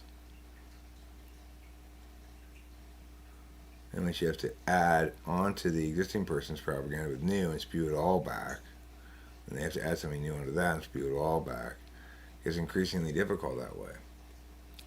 In the ghetto, all schools are horrible because they are youth prison camps. That's why. Hey, you know what? Okay, fine. We can't make those people slaves. We can't make these people slaves. We can't take away those people's rights or these people's rights. Well, can we at least imprison our children? Okay, good. Thank God. Let's send them all off to prison camp. That should make sure they all enjoy some nice traumatic childhoods.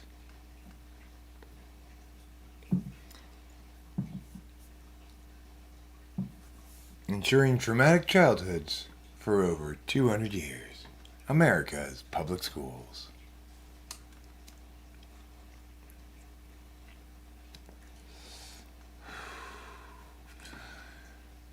Ensuring childhood trauma that scars people for the rest of their lives.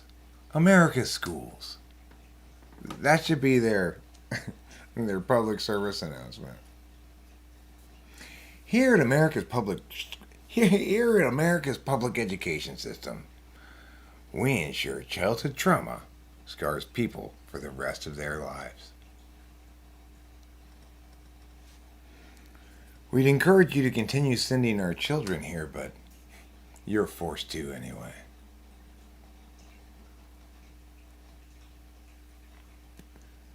They're not prison camps for the teachers. What are you talking about? The teachers are getting paid, James Careless. Money. Right? The children aren't getting paid anything. They're forced to do work someplace and not be paid for it. That's called a prison camp. The guards are not the same thing as the prisoners.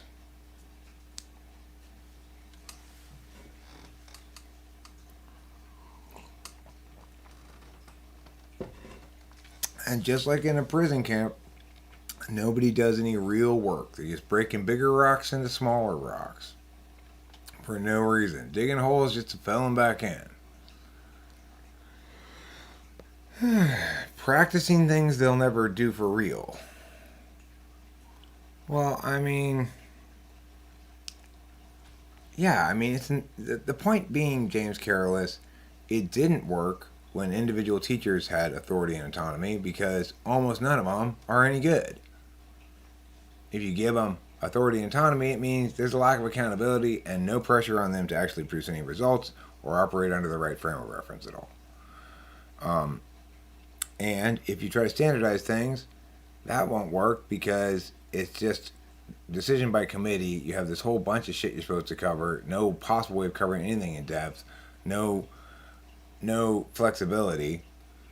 The point is, the only way you're ever going to get good education is when people choose to buy it instead of getting the free stuff.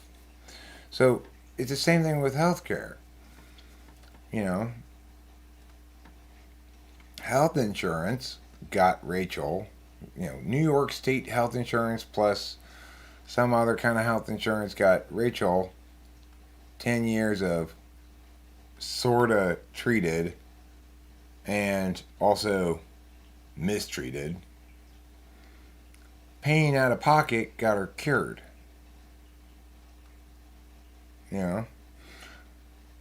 I went down to this place down here where I go to the doctor. I talked to this nurse practitioner. I paid out of pocket. she scolded us for not having health insurance, which would have allowed her to do a bunch of unnecessary tests. But the thing is, she not only did that, but she also failed to answer my one critical question correctly. I specifically asked her if there was some specific other disease that would account for these symptoms as well as serotonin syndrome. And she said, no, there's not. And there is, actually. And then somebody on the internet had to leave a comment on my video for me to find out. Like, okay, medical profession, that's kind of a big wrong thing to be wrong about. Because when I did look at it, if I had known that in the outset, I would have mentioned it to a psychiatrist. It would have really made me. It would have really been a significant factor in thinking about the whole thing, because her symptoms are so much like that. There are a couple key differences, but this Guillain-Barre syndrome thing, which well,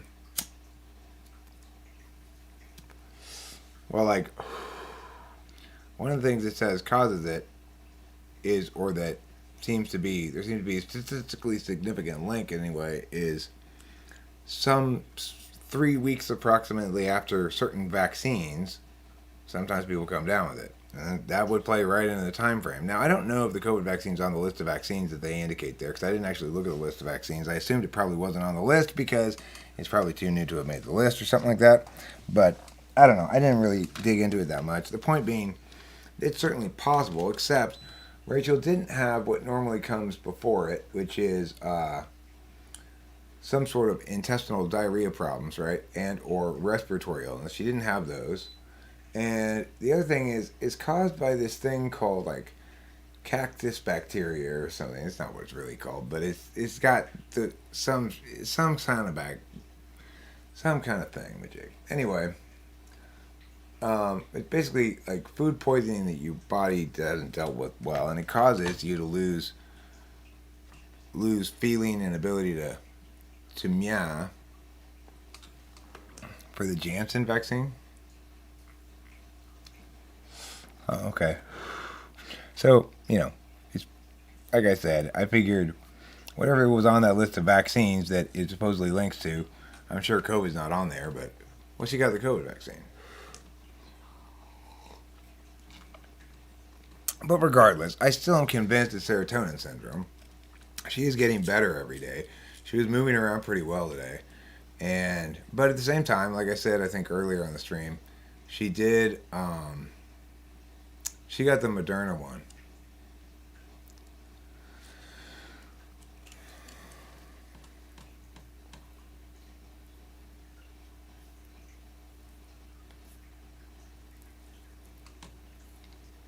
So, I mean, I agree with that, basically, Jack, that, well, they're becoming known, and they're trying to figure out what kind of effects are actually ought to be attributed to the vaccine and what kind of effects are incidental to the vaccine.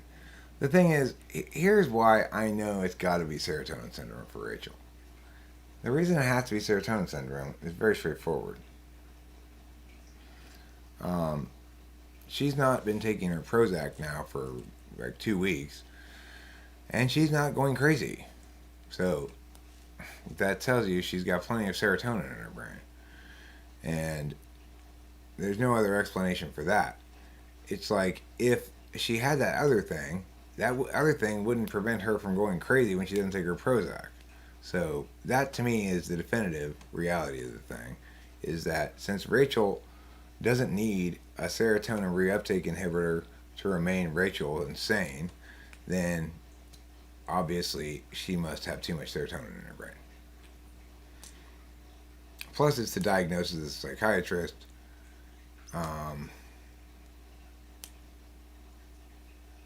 The thing is, what the psychiatrist ran afoul of is my TI.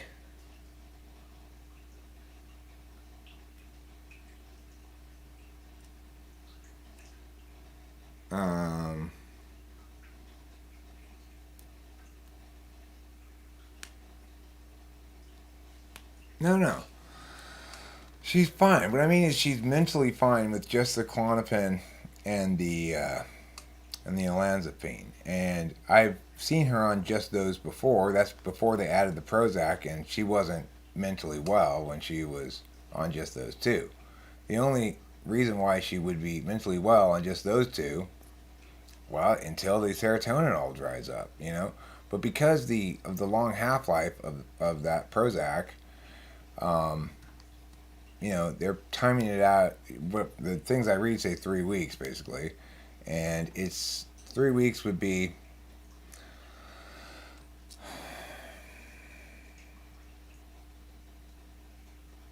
like the 15th, and I can see she's getting substantially, I think, better. The thing is, I think I'm more aware of how much she's improving than she is, just because her your eighth slot function is so unconscious, and it's basically, I don't think weed has anything to do with it with Prozac. I mean she's been continuing to smoke weed. I don't think that impacts anything. Um, but she's not taking any Adderall. She's not taking any or SSRI or anything else that's serotonin linked because it would worsen her symptoms and make her sick, you know? And I was surprised to learn when I looked at it that in fact Adderall would worsen the existing symptoms. So even though I always think of it as just a dopamine reuptake inhibitor, it has impacts on serotonin as well. Well, yeah, I mean that's the thing. On that party night, I think we both added up, and then we hit the Dimitri hard, you know, and then she hit it hard again the next day. We both did, and that was the end of her at that point. It was like boom.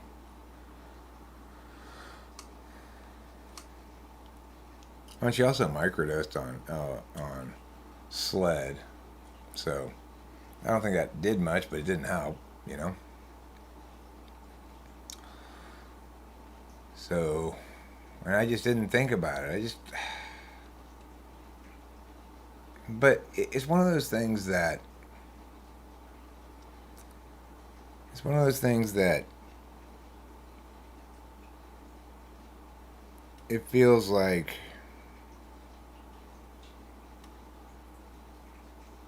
it just feels super slabby. Everything about it feels really slabby. Where it happened, why it happened, when it happened, what it means, all that kind of stuff. Feels super slabby. Yeah, well, now I know. I didn't know before. I didn't look into it very much. Hindsight's 2020. You know, I wish I had been more aware. I wish I had chosen to pay more attention. I'm sure I had plenty of opportunities to have it explained to me the risks and the severity and stuff, but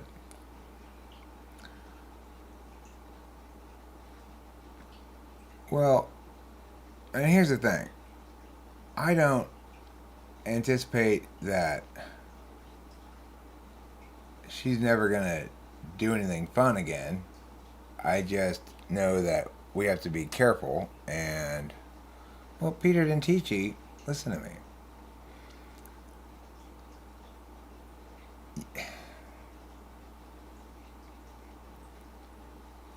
People tell me all kinds of stupid shit all the time. Most of the time, they're full of shit.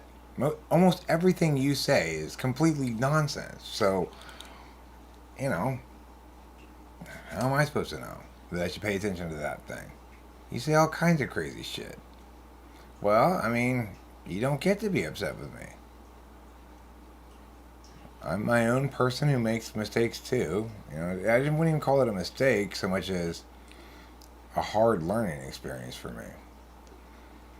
I didn't, you know, it's like I'm not accustomed to being alarmist about things, and sometimes that gets me into trouble, right? But well, Peter didn't teach you. I had no way of knowing until it happened, did I? So you just have to be okay with that. Saying that you told me, well, doesn't mean anything. That means nothing at all, right? I mean, people tell me all kinds of things all the time. Why would I prioritize listening to that so much, you know? Did you hang a lantern all over it? Did you put a lot of emojis to make sure that I recognized that this was serious? Or do you just say that? Because you say that about all kinds of shit. You know, you say all kinds of stuff. No, you can't. I'm in charge of your emotions, Peter. I'm sorry, I'm taking them over. You're managing them poorly.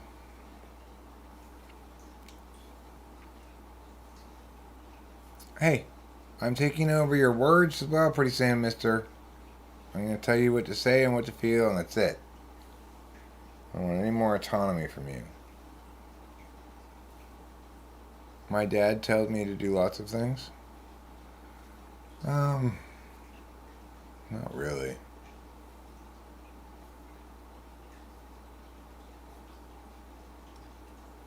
Well, it's just like, well, what possible good do you think you're gonna do being all high and mighty with me just because you told me about it before? I mean, if I went back and counted the number of things you said and figured out the ratio of bullshit to sensible things, it would be at least 10 to 1. Okay, fine. I'll be in charge of his indignation. You get to have none towards me. 0, mister. Okay, 1. You get to have 1 because you warned me. 1 indignation, that's it. No more than that. And you're lucky I'm giving you that because it's not helpful. You know? Every time I see Rachel struggle with something at all, I have this sense of like failure fall over me, even though it's her body. I mean, and that's the thing behind your being upset, Peter Dentici, as I've indicated before, is it's this weird paternalism you have that denies Rachel agency over herself. Well, you're being poo covered, okay? You're like a poo covered raisin. It doesn't matter how good for me the raisin is, I don't want to eat it. It's a good analogy. Peter Dentici. Your words are like a poo covered raisin. Healthy inside, poo covered on the outside. Enrobed in delicious, savory poo. Stop enrobing savory meats in poo. That's not a new cooking technique. It's just gross.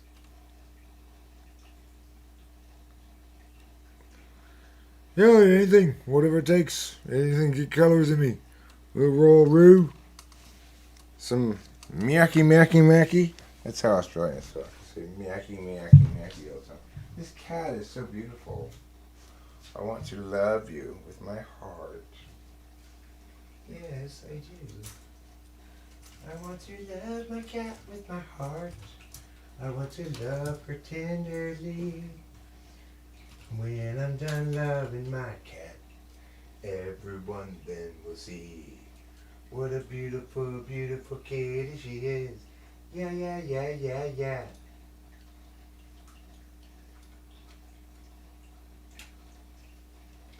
She's a great and wonderful truth, a truth that never gets old. She's a truth of fine and good and truth ways with it, but true, yeah. What a beauty. What a beautiful kitty. What a spectacular friend. You know what you are, Capito? You are truly nature's most spectacular friend. I'm going to go ahead and turn off the filter so you just get pure kitty, okay? Pure kitty goodness. That's what you want. You want your kitty goodness more pure. And I don't blame you. Who wouldn't want that? Oh, kitty goodness. So kitty-acular. This is a kitacular kitty goodness. Let's see. Gonna go like that. Yeah, yeah, yeah. We're gonna go like that. Yeah. Mm-hmm. Oh, yeah. That's juicy. It's juicy like a bottle of freshly squozen juice. If you love juice and you love squeezing, then you'll love freshly squozen juice. The new freshly squozen product from Fresh Squoze, the squozing specialists. Okay, now we're going to turn off the green screen. Pew. There. Now you get pure kitty. Pure unadulterated kitty. This kitty is Scarlett Johansson, okay? As far as beautiful kitties go, she's Scarlett Johansson crossed with Beauty McGorgeousness, crossed with Bo Derek, crossed with other supermodel. All those things in one. That's my kitty. She's my kitty. And she makes love just like a kitty. Yes, she does. And she pets just like a kitty. Yes, she does. Freaking Bob Dylan. Bob Dylan's so terrible. Anybody who likes Bob Dylan, FYI, you're wrong to like Bob Dylan. Why? It's because he sucks so much ass. No, I haven't wordled more, Sean O'Neill. In case you didn't notice, we're silently worshiping her kittiness right now. We don't have time for secular talk. This is a sacred time of kitty worship. There shall be no talk of the dirty, mundane world when kitty lies before us as such. Stop befouling our temple with your secularity.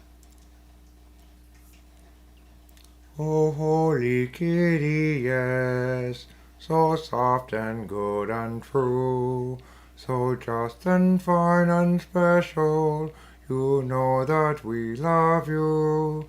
Oh, kitty by the red pillow, lying soft and sweet, with softness fur upon your belly and your little feet. No, Sean, this is not that kind of P-U-S-S-Y. This is a genuine K-I-T-T-Y. And K-I-T-T-Ys, you can never put them on too much of a pedestal. Because look at the glory. Look at the gorgeous glory. You know? Oh, wonderful kitty, so soft and pure, true and just and fine, smushy and meowy and wonderful too, my delightful friend of mine. Yes, you are a great and majestic ruler of all humankind. Oh, fantastic kitty, magnific kitty, I am so glad that you're mine. Yes, this is Capillo. Oh, yes. Oh, my kittiness. I love you with my emotional heart. Oh, yes, I do. I use my tender heart bone to feel emotions for you. Positive emotions like love and affection. Yes, oh yes. It's because of your justice and your goodness and your truth. Do you see how she is? See how good and just and true she is? You're finally recognizing something. You realize that prior to today, you had not yet truly understood the meaning of any of the following words: goodness, justice, truth. This, before you right now, is a self-cleaning justice, goodness, and truth machine. You can see her self-cleaning right now. Look at her go. Keeps all of that fur clean. You might say to me, Eric, won't that make her smell like spit? The answer is no. For some reason, kitty spit doesn't smell bad. It just smells like a wonderful kitty. So soft and good and true.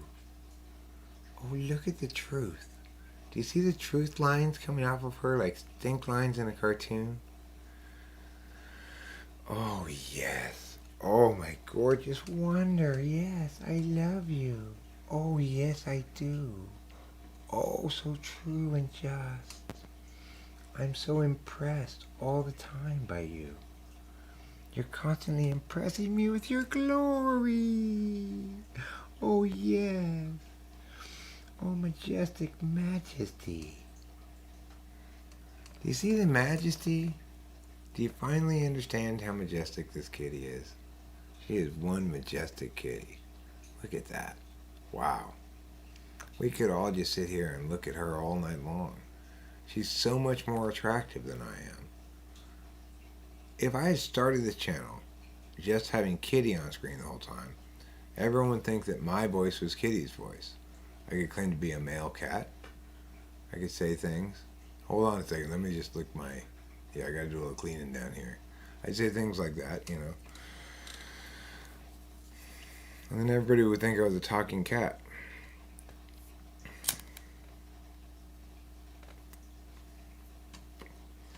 Stop dangling your tenders in my gravy is good advice. It's a good bumper sticker. It can be interpreted in a lot of different ways. You make me feel my feelings is a good song lyric.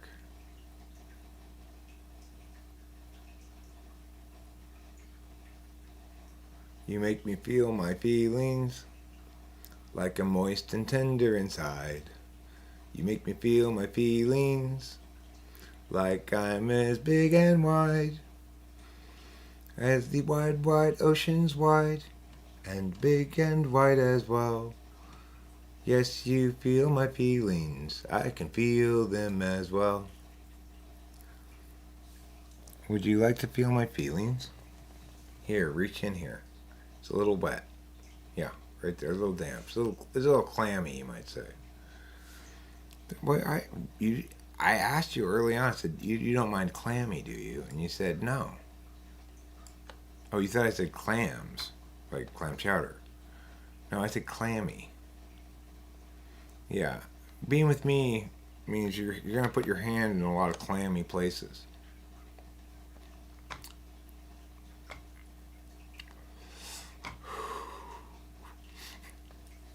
I was sleeping peacefully, and then Eric woke me up, and now I have to lick my own butthole. Thanks, Obama. Well said. Well said there, James Carolus. I think we can blame Obama for my behavior tonight. He empowered me with handouts, left and right. Before I knew it, I was clamoring to get to that government tea. More handouts, Mr. Obama, please.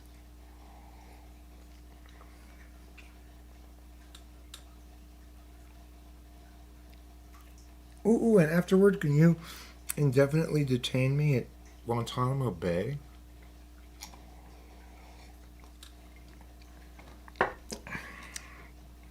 If there's one thing I love better than detention, it's indefinite detention. I hate definitiveness. I've got a super high ambiguity tolerance. I don't even want to know how long I'm in prison for. Doesn't matter. I like to be surprised.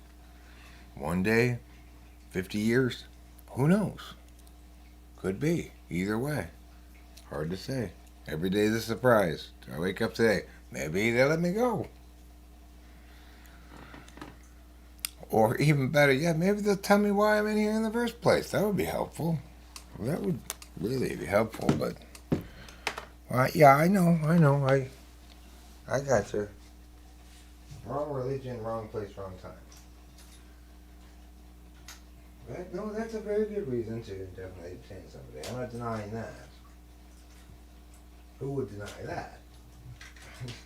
You have to be crazy not to think that was an adequate reason to detain somebody. Of course it is. Wrong religion, wrong time, wrong place. Prison for life. Goodbye. Here's some, get a bonus, free extra little waterboarding for you. Here you go. You'll enjoy this a lot, I'm sure. Everybody does.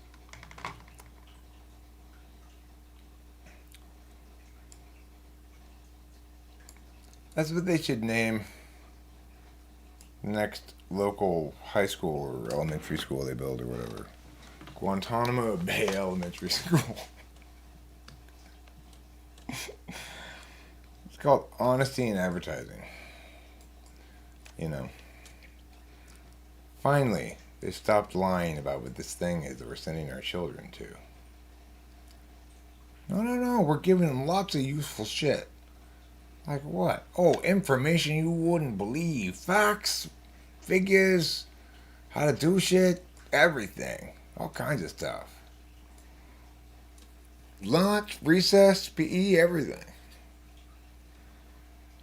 Welcome to Guantanamo Bay Elementary School for 1st through 6th graders.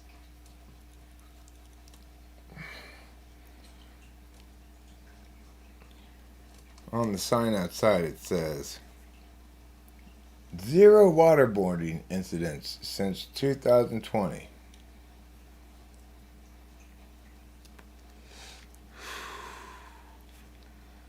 Hey, look, sweetie.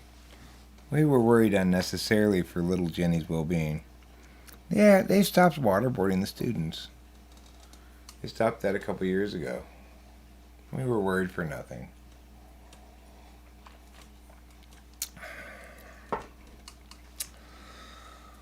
How long have I been streaming for? Only 2 hours and 12 minutes? Boy, the longest 2 hours and 12 minutes of my life. It's been nothing but absolute torture. Except for the part with the cat. That was kind of nice. I sure do love my cat a lot. If I really loved my cat, you might be saying I wouldn't bother her when she's sleeping. I really do love my cat, but I can't help myself. I want to pet her.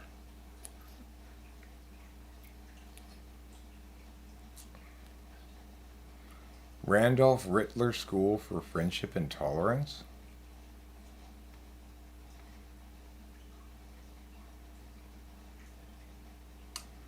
Are they teaching us to be friendly and tolerate things there? Okay. Welcome to first period. Friendship 101. Alright, rules for being friendly. Number 1. Say hello and smile. Number 2. Don't tease or humiliate your friends. Number 3. Say, hey, can we be friends? Number 4. Be friends. Number 5. Play games together. Number 6. Share activities and interests. Number 7. Don't be mean to your friends. Be nice. Now let's turn to my tolerance. Listen.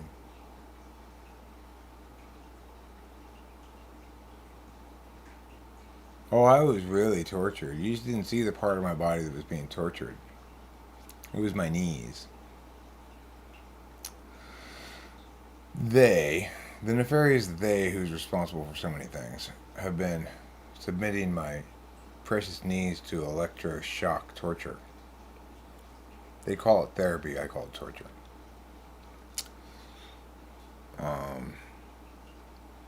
That's why I'm so thoroughly empowered right now to do the electric boogaloo. I don't want to, though. You know, that's what makes it torture. My legs now have the irrepressible urge to do the electric boogaloo, and I don't want to. You see the challenge. What I do want is at some point to get some sleep. I do have a typing tomorrow afternoon. Somebody named Risterer or Christopher, one of the two. My shoulders are sore. My neck middle bone is sore. Or just not sore, but yeah, sore, I guess. Tired and sore. Ask more specific questions. What are you doing? You're not asking specific enough questions. Ask, how many zebras are there per square mile in Nambia? Ask that. That's a real question. Okay? It's a question people care about. How many ukulele players does it take to make an accordion? That's a real question. The real answer. How much rainfall would you like there to be on years when you eat a lot of pudding? It's a real question with a real answer. How many isosceles triangles are there inside of your mouth right now? That's a real question with a real answer. I guess 8. Let's all guess how many isosceles triangles are in Peter Dentici's mouth right now. Oh, Morridge's mouth, I'm sorry.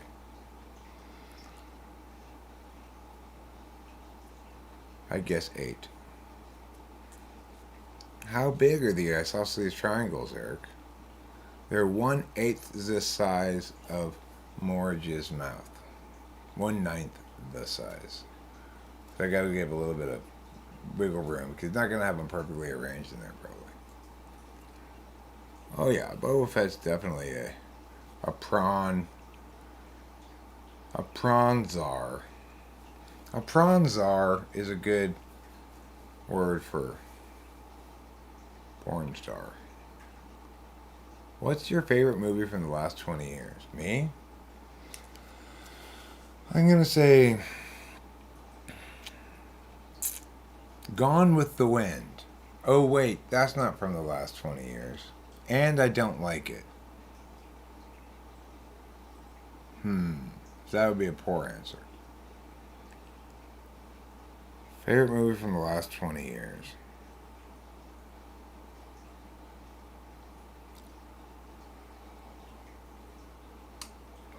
Maybe Thor Ragnarok. Maybe I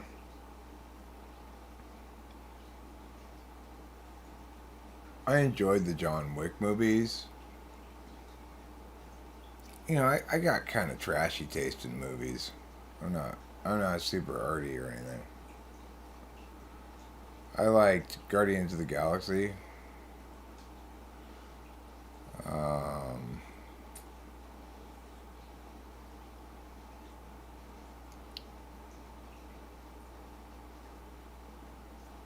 What else did they make in the last 20 years that I saw that I liked a lot? Um,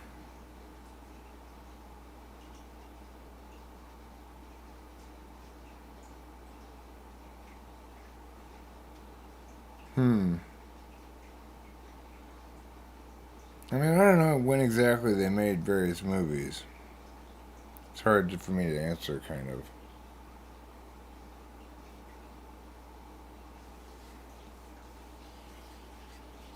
Like, there's certain kind of iconic movies that are on my list of favorites, which include like Nightmare Before Christmas, Star Wars 4, 5, and 6, um, Princess Bride. You know, there's some old movies that are pretty darn good. They don't get a lot of attention really because they're old. Things like that movie 12 Angry Men, I guess it was called. It's a courtroom drama or something. That was really, or maybe it was a different one, but I don't know. It was really it was in black and white and it was really good. It was very surprising. It kept being surprising all the way to the end. So, I liked that. Um, I've seen a lot more flawed movies than I've seen great ones. Like Black Widow was very flawed as a Marvel movie. It did some things well. It it kept surprising me with the relationships between the characters, but once it just took so long getting where it was going, and once it revealed all the surprises, there wasn't really any plot anybody cared about. It just didn't work all that well, but it wasn't terrible.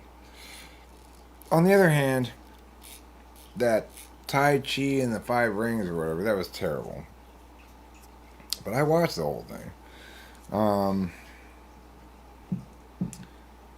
I thought,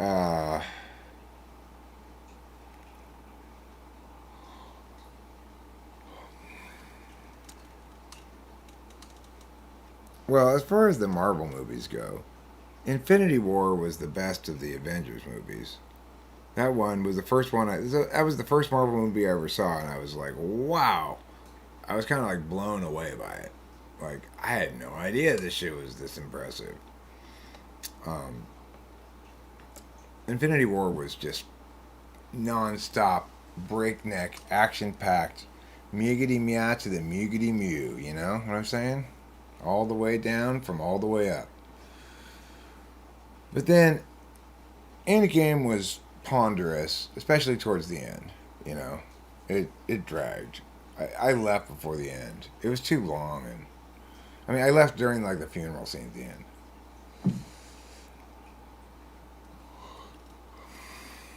I liked both Guardians of the Galaxy. I thought they were both good. Um,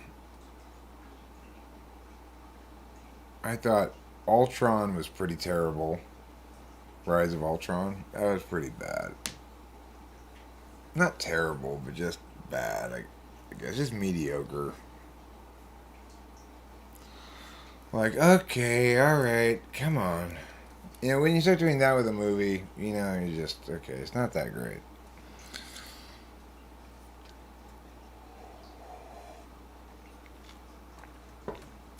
I've seen Crouching Tiger, Hidden Dragon.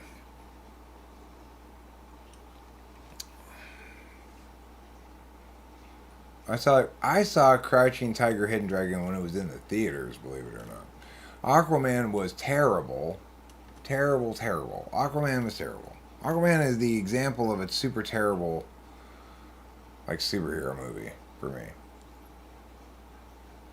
Uh, I thought the first Spider-Man movie, the first couple Spider-Man movies with Tobey Maguire, I enjoyed them when they came out, but how I feel about Kirsten Dunst. I don't think she's a good actress. She always makes me go, okay, you've prevented me from making the leap here again with your bad acting, Kirsten Dunst. I just don't believe you. Whenever you're acting, I think, you're acting, actress. That's what I think.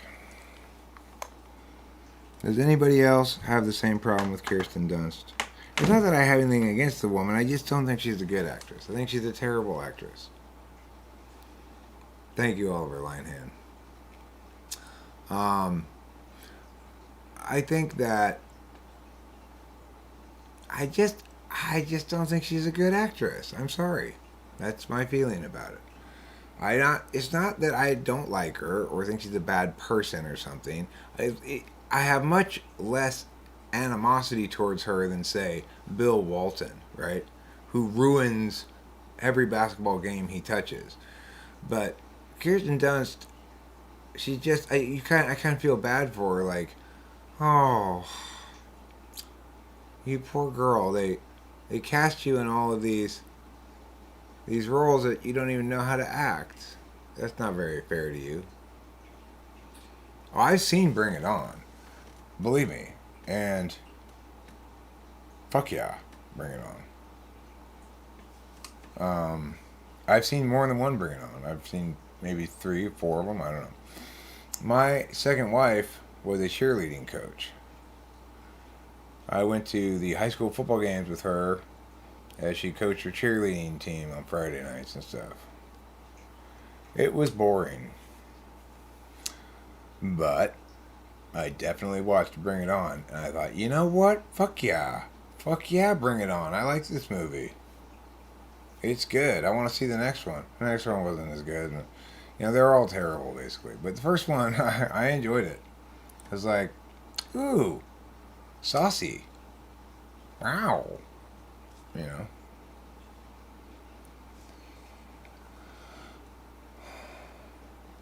I don't think I've finished. I don't know if I've seen the second Suicide Squad. I will say that the second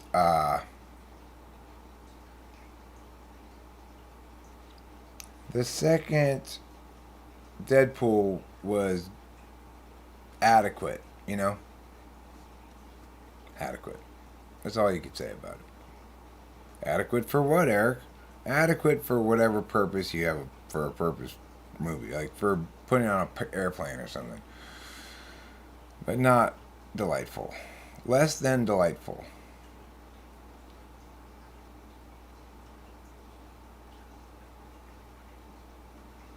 One of the movies that of all the movies I've seen in my life, one of the movies that really stuck with me the longest, and I still sometimes think of, is the movie Gran Torino with Clint Eastwood. I would never see it. I would never recommend seeing it to anybody or see it myself again on purpose, but wow, was that a powerful movie.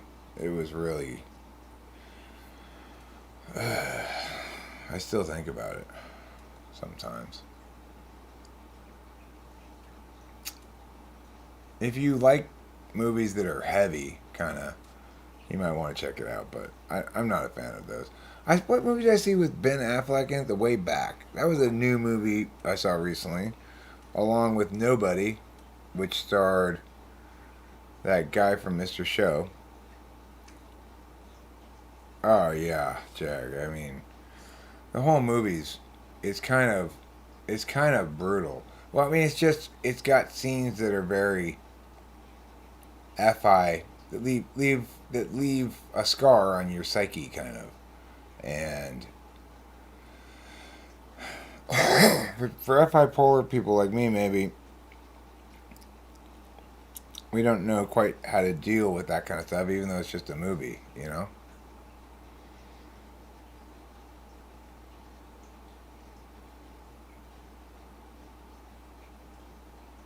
I don't like to see very dark things in general.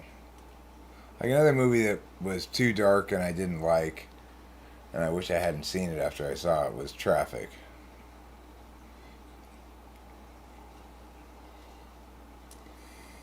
But Gran Torino was a much better film. I mean, the thing is, Gran Torino was a great film. Is correct. Karma's Pimp says there. Gran Torino is a great film, and not an experience I'd like to repeat, but a great film never was, across the board.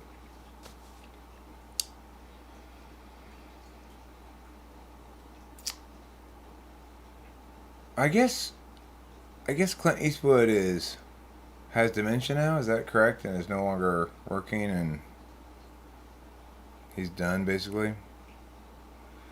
I mean, it's not as good as Gran Torino. The traffic's flawed. It's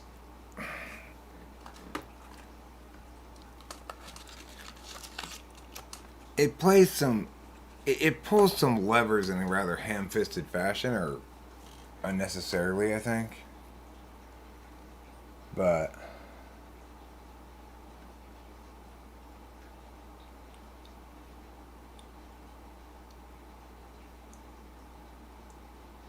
is Clint Eastwood still alive?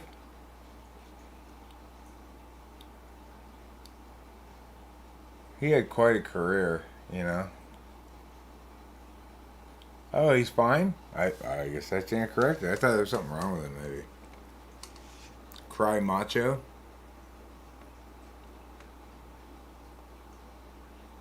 Maybe I'll go see it. He makes some good movies, you know. He knows what he's doing as a filmmaker. I guess that's what happens when you spend years in Hollywood. He's 91, huh? Cry Macho was not very good.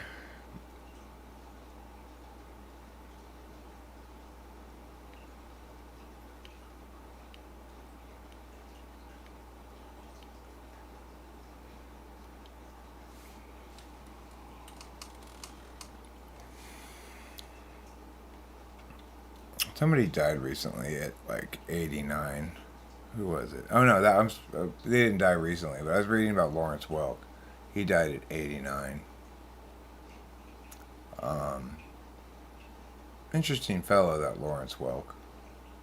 He was American. He had this weird accent. I always thought he was from like Europe, but no, he wasn't.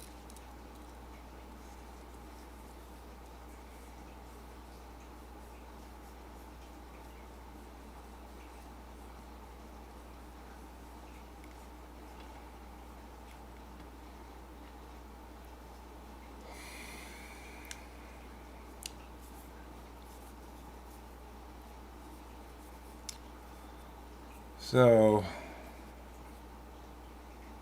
Indiana Jones 5. How old is Harrison Ford? Is he still making movies too? He's got to be pretty old now. Because, when I was like 6 or 7 years old, he was being Han Solo. Yeah, and that's the story everybody tells. I have the same story. I grew up, when I would stay at my grandma's house, we'd watch the Lawrence Welk show. And everybody my age, all the way down to like, say, as late as maybe even, 35, 36 or something, Rachel's age, they have the same story, that they remember watching the Lawrence Welk show with their grandparents. Ford is 79, huh? So he's almost 30 years older than me. That's kind of reassuring. 30 years is a long time, Oh, wonderful, oh, wonderful. The thing is, he was born in North Dakota. He's just had a weird way of talking. It's kind of like, what's his name? That guy, the more cowbell guy. What's his name? I don't remember his name, but him. He has a weird accent, but he's American. Oh, Justin Timberlake. Stop making baseball movies. You're supposed to bring sexy back, remember? These motherfuckers don't know how to act. What are you doing?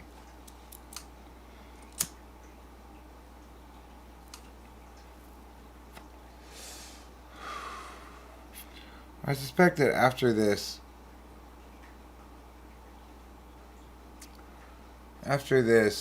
cigarette, I'll probably wrap this stream up. Feeling kind of, like I should maybe go to bed. Get some rest. I do have an afternoon typing tomorrow. Rachel and her mom, I think, are going to go wine tasting tomorrow while I'm not down there in San Diego. Although I did say at first to them, well, I can drive you to wine tasting, but I think they have like a shuttle or something.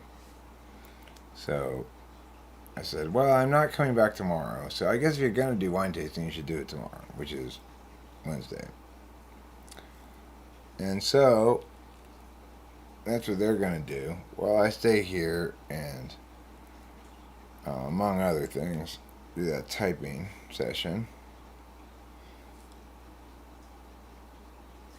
And then everybody will be so happy forever. The end. Would you guys like to be happy forever? I'm giving out forever happiness certificates to the first 5 viewers. Jack Torrance here. A forever happiness certificate for you. Karma's Pimp. Here you go. Forever happiness certificate for you. That's 2 of them. Mortgage. Are you ready?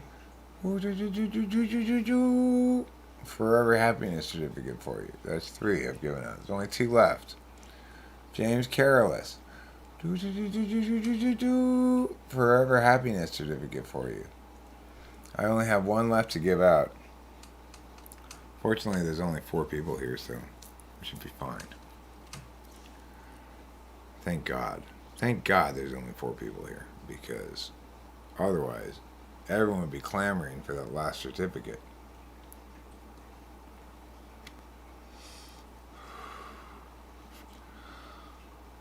I want you to digitally colorize my already color films to make them even more colorful. There'd be double color. Colorize them in a different tone and shade than they actually are, so that you get 2 different colors simultaneously.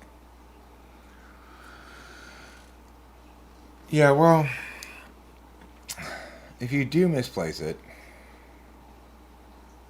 well, I'd suggest implanting a GPS thing in its shoulder so you can always find it. You're welcome, James.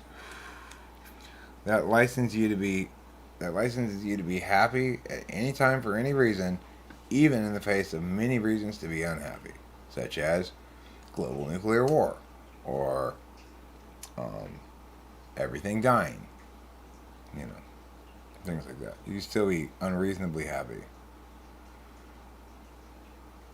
And if you come back next time, I may issue you an upgrade to elation status, where your happiness gets to elevate all the way up to elation.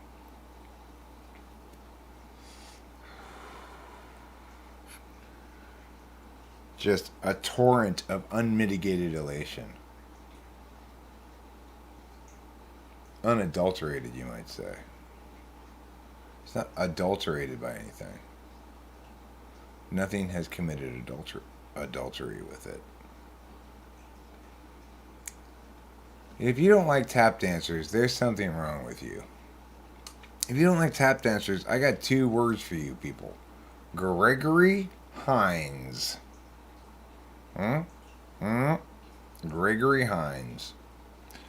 If you're not thinking, oh, I was wrong about thinking I didn't like tap dancing, now that I've been reminded of Gregory Hines, well, you're not spending enough time thinking about Gregory Hines. The other person I want you to spend a lot more time thinking about is Mikhail Baryshnikov. Let's talk of Gregory Hines, let's talk Mikhail Baryshnikov. Because I don't know about you, but I am seeing wedding bells in their future. I'm seeing a Gregory Hines, Mikhail Baryshnikov marriage. They'll both change their last names to Baryshnikov Hines and Hines Baryshnikov, respectively. Their children, the firstborn child will be Baryshnikov Hines. The secondborn child will be Hines Baryshnikov. And all the children will be required to learn both ballet and tap dancing, to be both Russian and African American concurrently. Russian.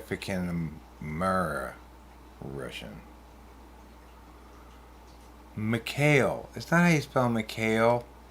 It's Mikhail. It's Russian, okay? It's Russian for Michael. Russians say all their words wrong. Even something as simple as the word Michael, they get wrong. They say it Mikhail. Oh, beautiful kitty. Oh, my beautiful kitty. I cherish your softness.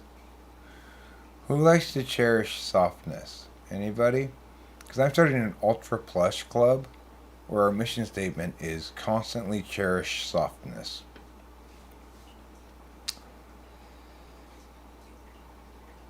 It's hard to constantly do anything, but if you're gonna do something constantly, make sure it's worthwhile. Something like cherishing softness. Oh, Mr. Bojangles. You so cray. Gregory Hines and Mikhail Baryshnikov, I believe, teamed up for an exciting spy thriller at some point, which presumably resolved in the good guy's favor, thanks to some sort of dancing. It's kind of the gymkata of mixed dance styles. Gymkata, of course, being the greatest combination sporting event spy movie ever. And I'm not going to lie, a huge inspiration behind my soon to be hit film, which is, you know, Vault Higher. It's called Vault Higher. It's a pole vaulting themed movie, which is a team of action spies who use their pole vaulting skills to infiltrate the evil people's lairs. It's pretty exciting. There's a lot of pole vaulting in it. You know, everywhere in the movie, there's always these walls that are just high enough to get over by like a world class pole vaulter with the pole, of course. You might say, well, how do they get their pole up over onto the wall with them? Well, they have a team. One person puts down the base, you know.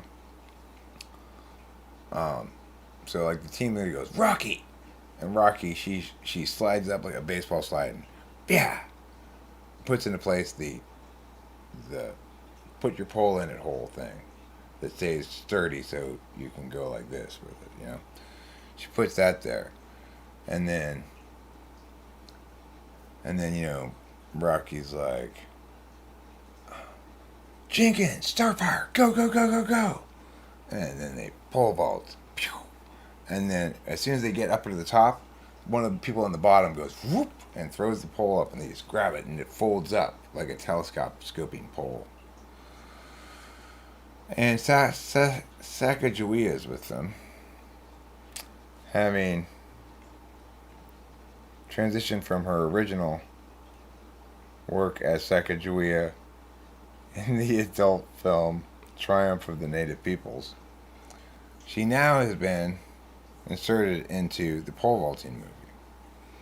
As in the adult film, she's played by a particularly dumb blonde white girl, but she's dressed all in Native American clothes, with the feathers and the moccasins and the fringe with the beads. She says things like how and teepee. And her sentence construction is like Jar Jar Banks, kind of. It's kind of like me smoking peace pipe, you know.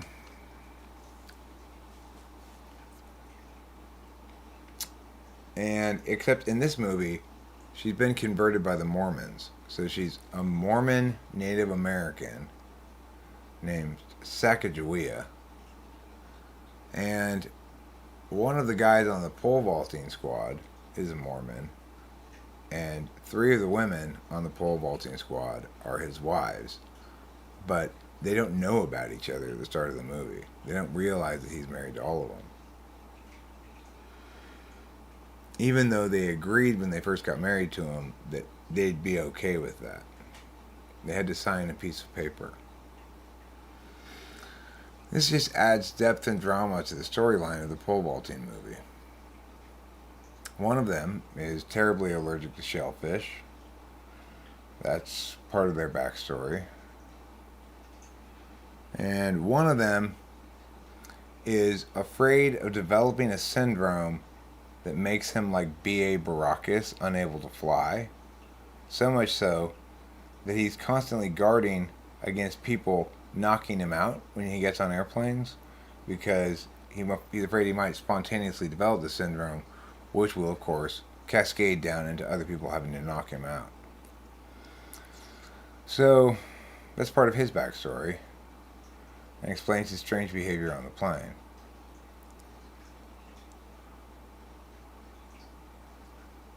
Okay. I guess I'm gonna.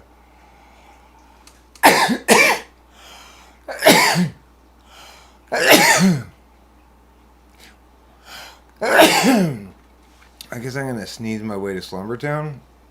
Although I do need to eat something first, so maybe I'll go get my food and eat with you guys before I go to bed. And maybe, just maybe, you too can reach that special state of being that I reached, what was it, like 6 months ago now? Enlightenment. Oh, sure, it takes a lot of spiritual practice. Oh, sure. It takes a lot of wisdom. A lot of glow. You gotta get both body and sheen in your hair if you expect to be a real live guru. You know what I'm saying? Alright. Now, Boba Fett, I don't want to hear any of your shit, alright? You just keep your shit to yourself. I don't want to hear it. I don't want to smear it. And I don't want to wear it. So you're just going to have to be okay with that. Alright? Okay. Now, well, I'm going to get my food. Put something on for you to listen to. And enjoy without complaint or shit talking. Alright, let's see what we got here.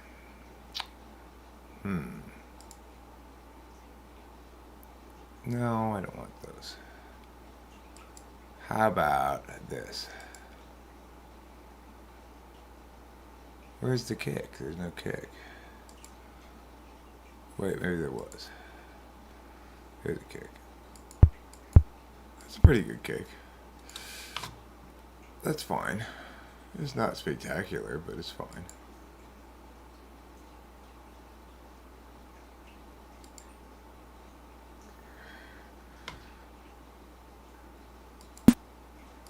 I'm not loving that snare, though. I don't think anybody's loving that snare. I'm not loving that snare either.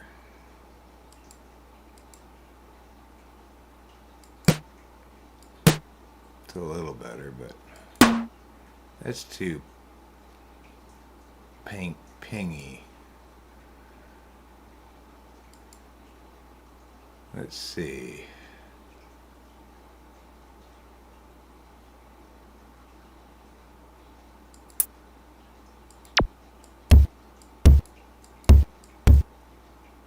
I guess that's a kick.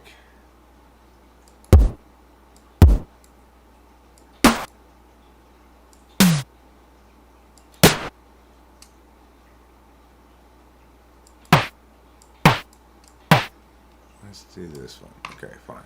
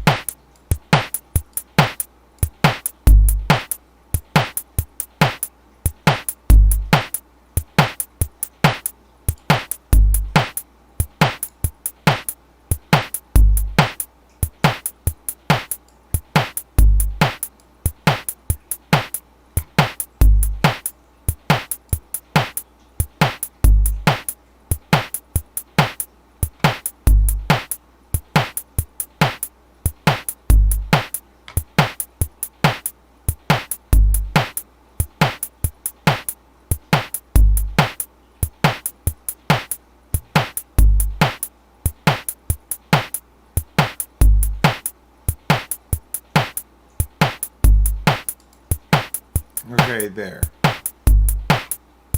Now you can listen to that while I go get my food.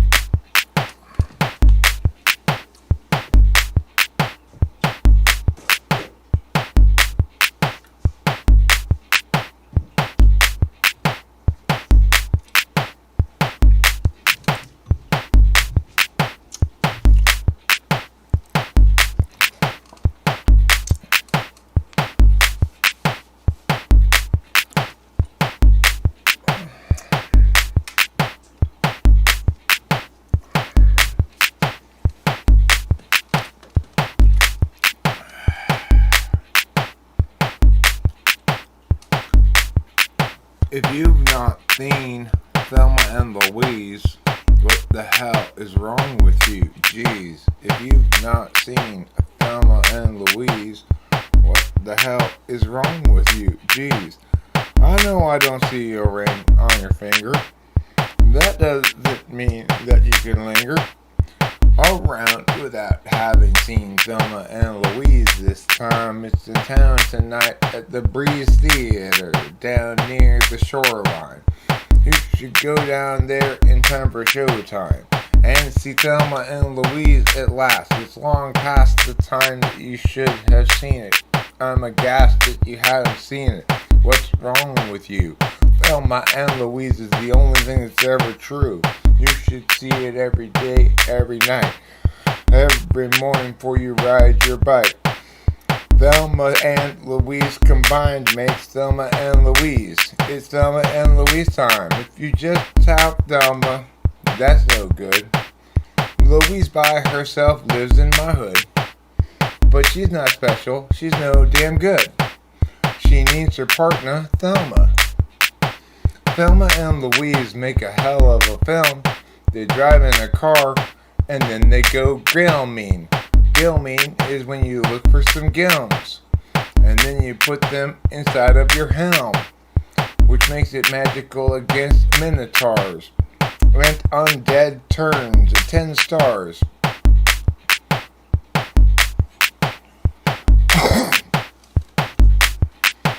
I'll spend the rest of my life watching Thelma and Louise. And you should spend the rest of your life watching Thelma and Louise with me. Let's spend the rest of our lives watching Thelma and Louise. They were a couple of chicks with vaginas and they're ladies. Thelma and Louise is ultimately true, even if James thinks it's feminist poo. Thelma and Louise. Yeah, Thelma and Louise. First I got Thelma, then I got Louise. Then I got an ampersand, one of these, geez, the things that mean and you put it between two names, it combines them like a Bonnie and Clyde. Like Jekyll and Hyde, like Thelma and Louise, right? Thelma and Louise, Thelma and Louise.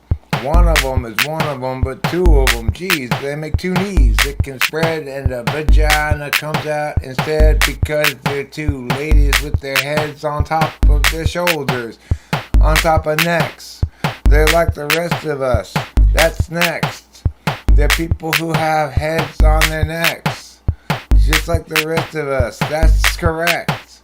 Having heads on your shoulders directly bypasses the neck that's necessary for you to turn so you can see directions other than right in front of you when you have erections. You can look to see what's causing your penis to engorge with blood like that. It's a genus of thing that you find sexually appealing, like boobs.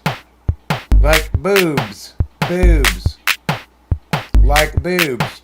Hey there, boobs. You're sexually appealing. I like you because you're sexually appealing. Hey there, boobs. You're sexually appealing. I like you because you're sexually appealing. Hello, boobs. You remind me of a couple of noobs. Look at these noobs. Noobing it up. Why? Because they're boobs and they're boobing it up. Hi. Hi, boobs. Welcome to town. It was a sausage party till you came around. Hello, boobs. You're so boobily fresh with your big boobs and your boobs full of breasts. It's the best breast boob party that I've ever been to yet. Here a boob, there a boob. Here a breast, there a breast. Everywhere a boob breast. A breasty boob, booby breast. That's what you see when you're looking for the rest. You just see more booby breasty boobs. Booby breasty boobs. That's what you'll see. You're a noob. You don't understand why we can't stand that. You've got to look at boobs all the time. It's what you've been punished for. 9 months of community boob watching service. You've got to go to look at boobs every day. That's your community service.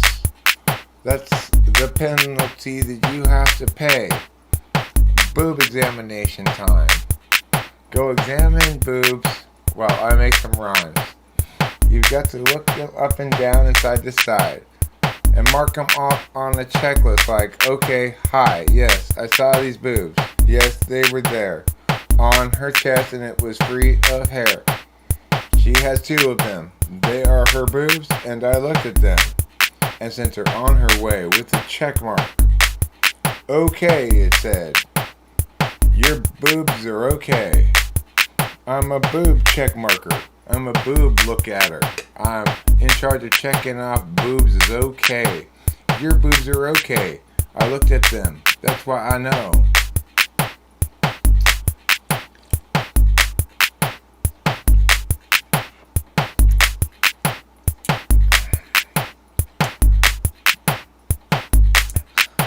Alright, I want to know how that guy got the job of boob inspector. When did that even job come on the job market? I don't think these are equal opportunity employers. I don't remember even being able to apply for this job.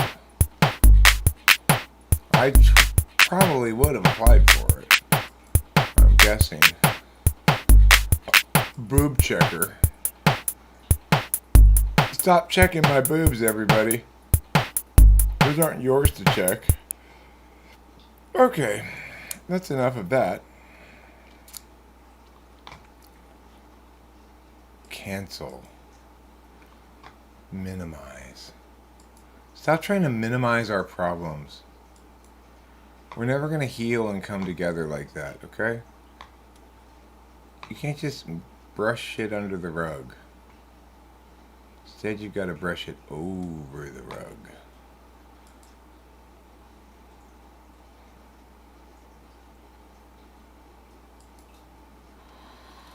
Alright. That's it. I'm done. Good night, everyone. Party time's over after this bong rip.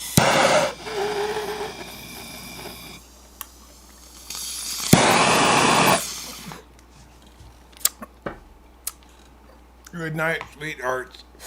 Well, it's time to go. Bum, bum, bum, bum, bum.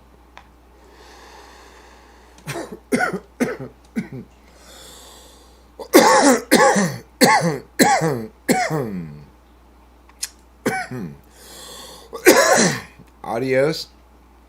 Auf Wiedersehen. Sayonara. And don't forget to eat plenty of cheese.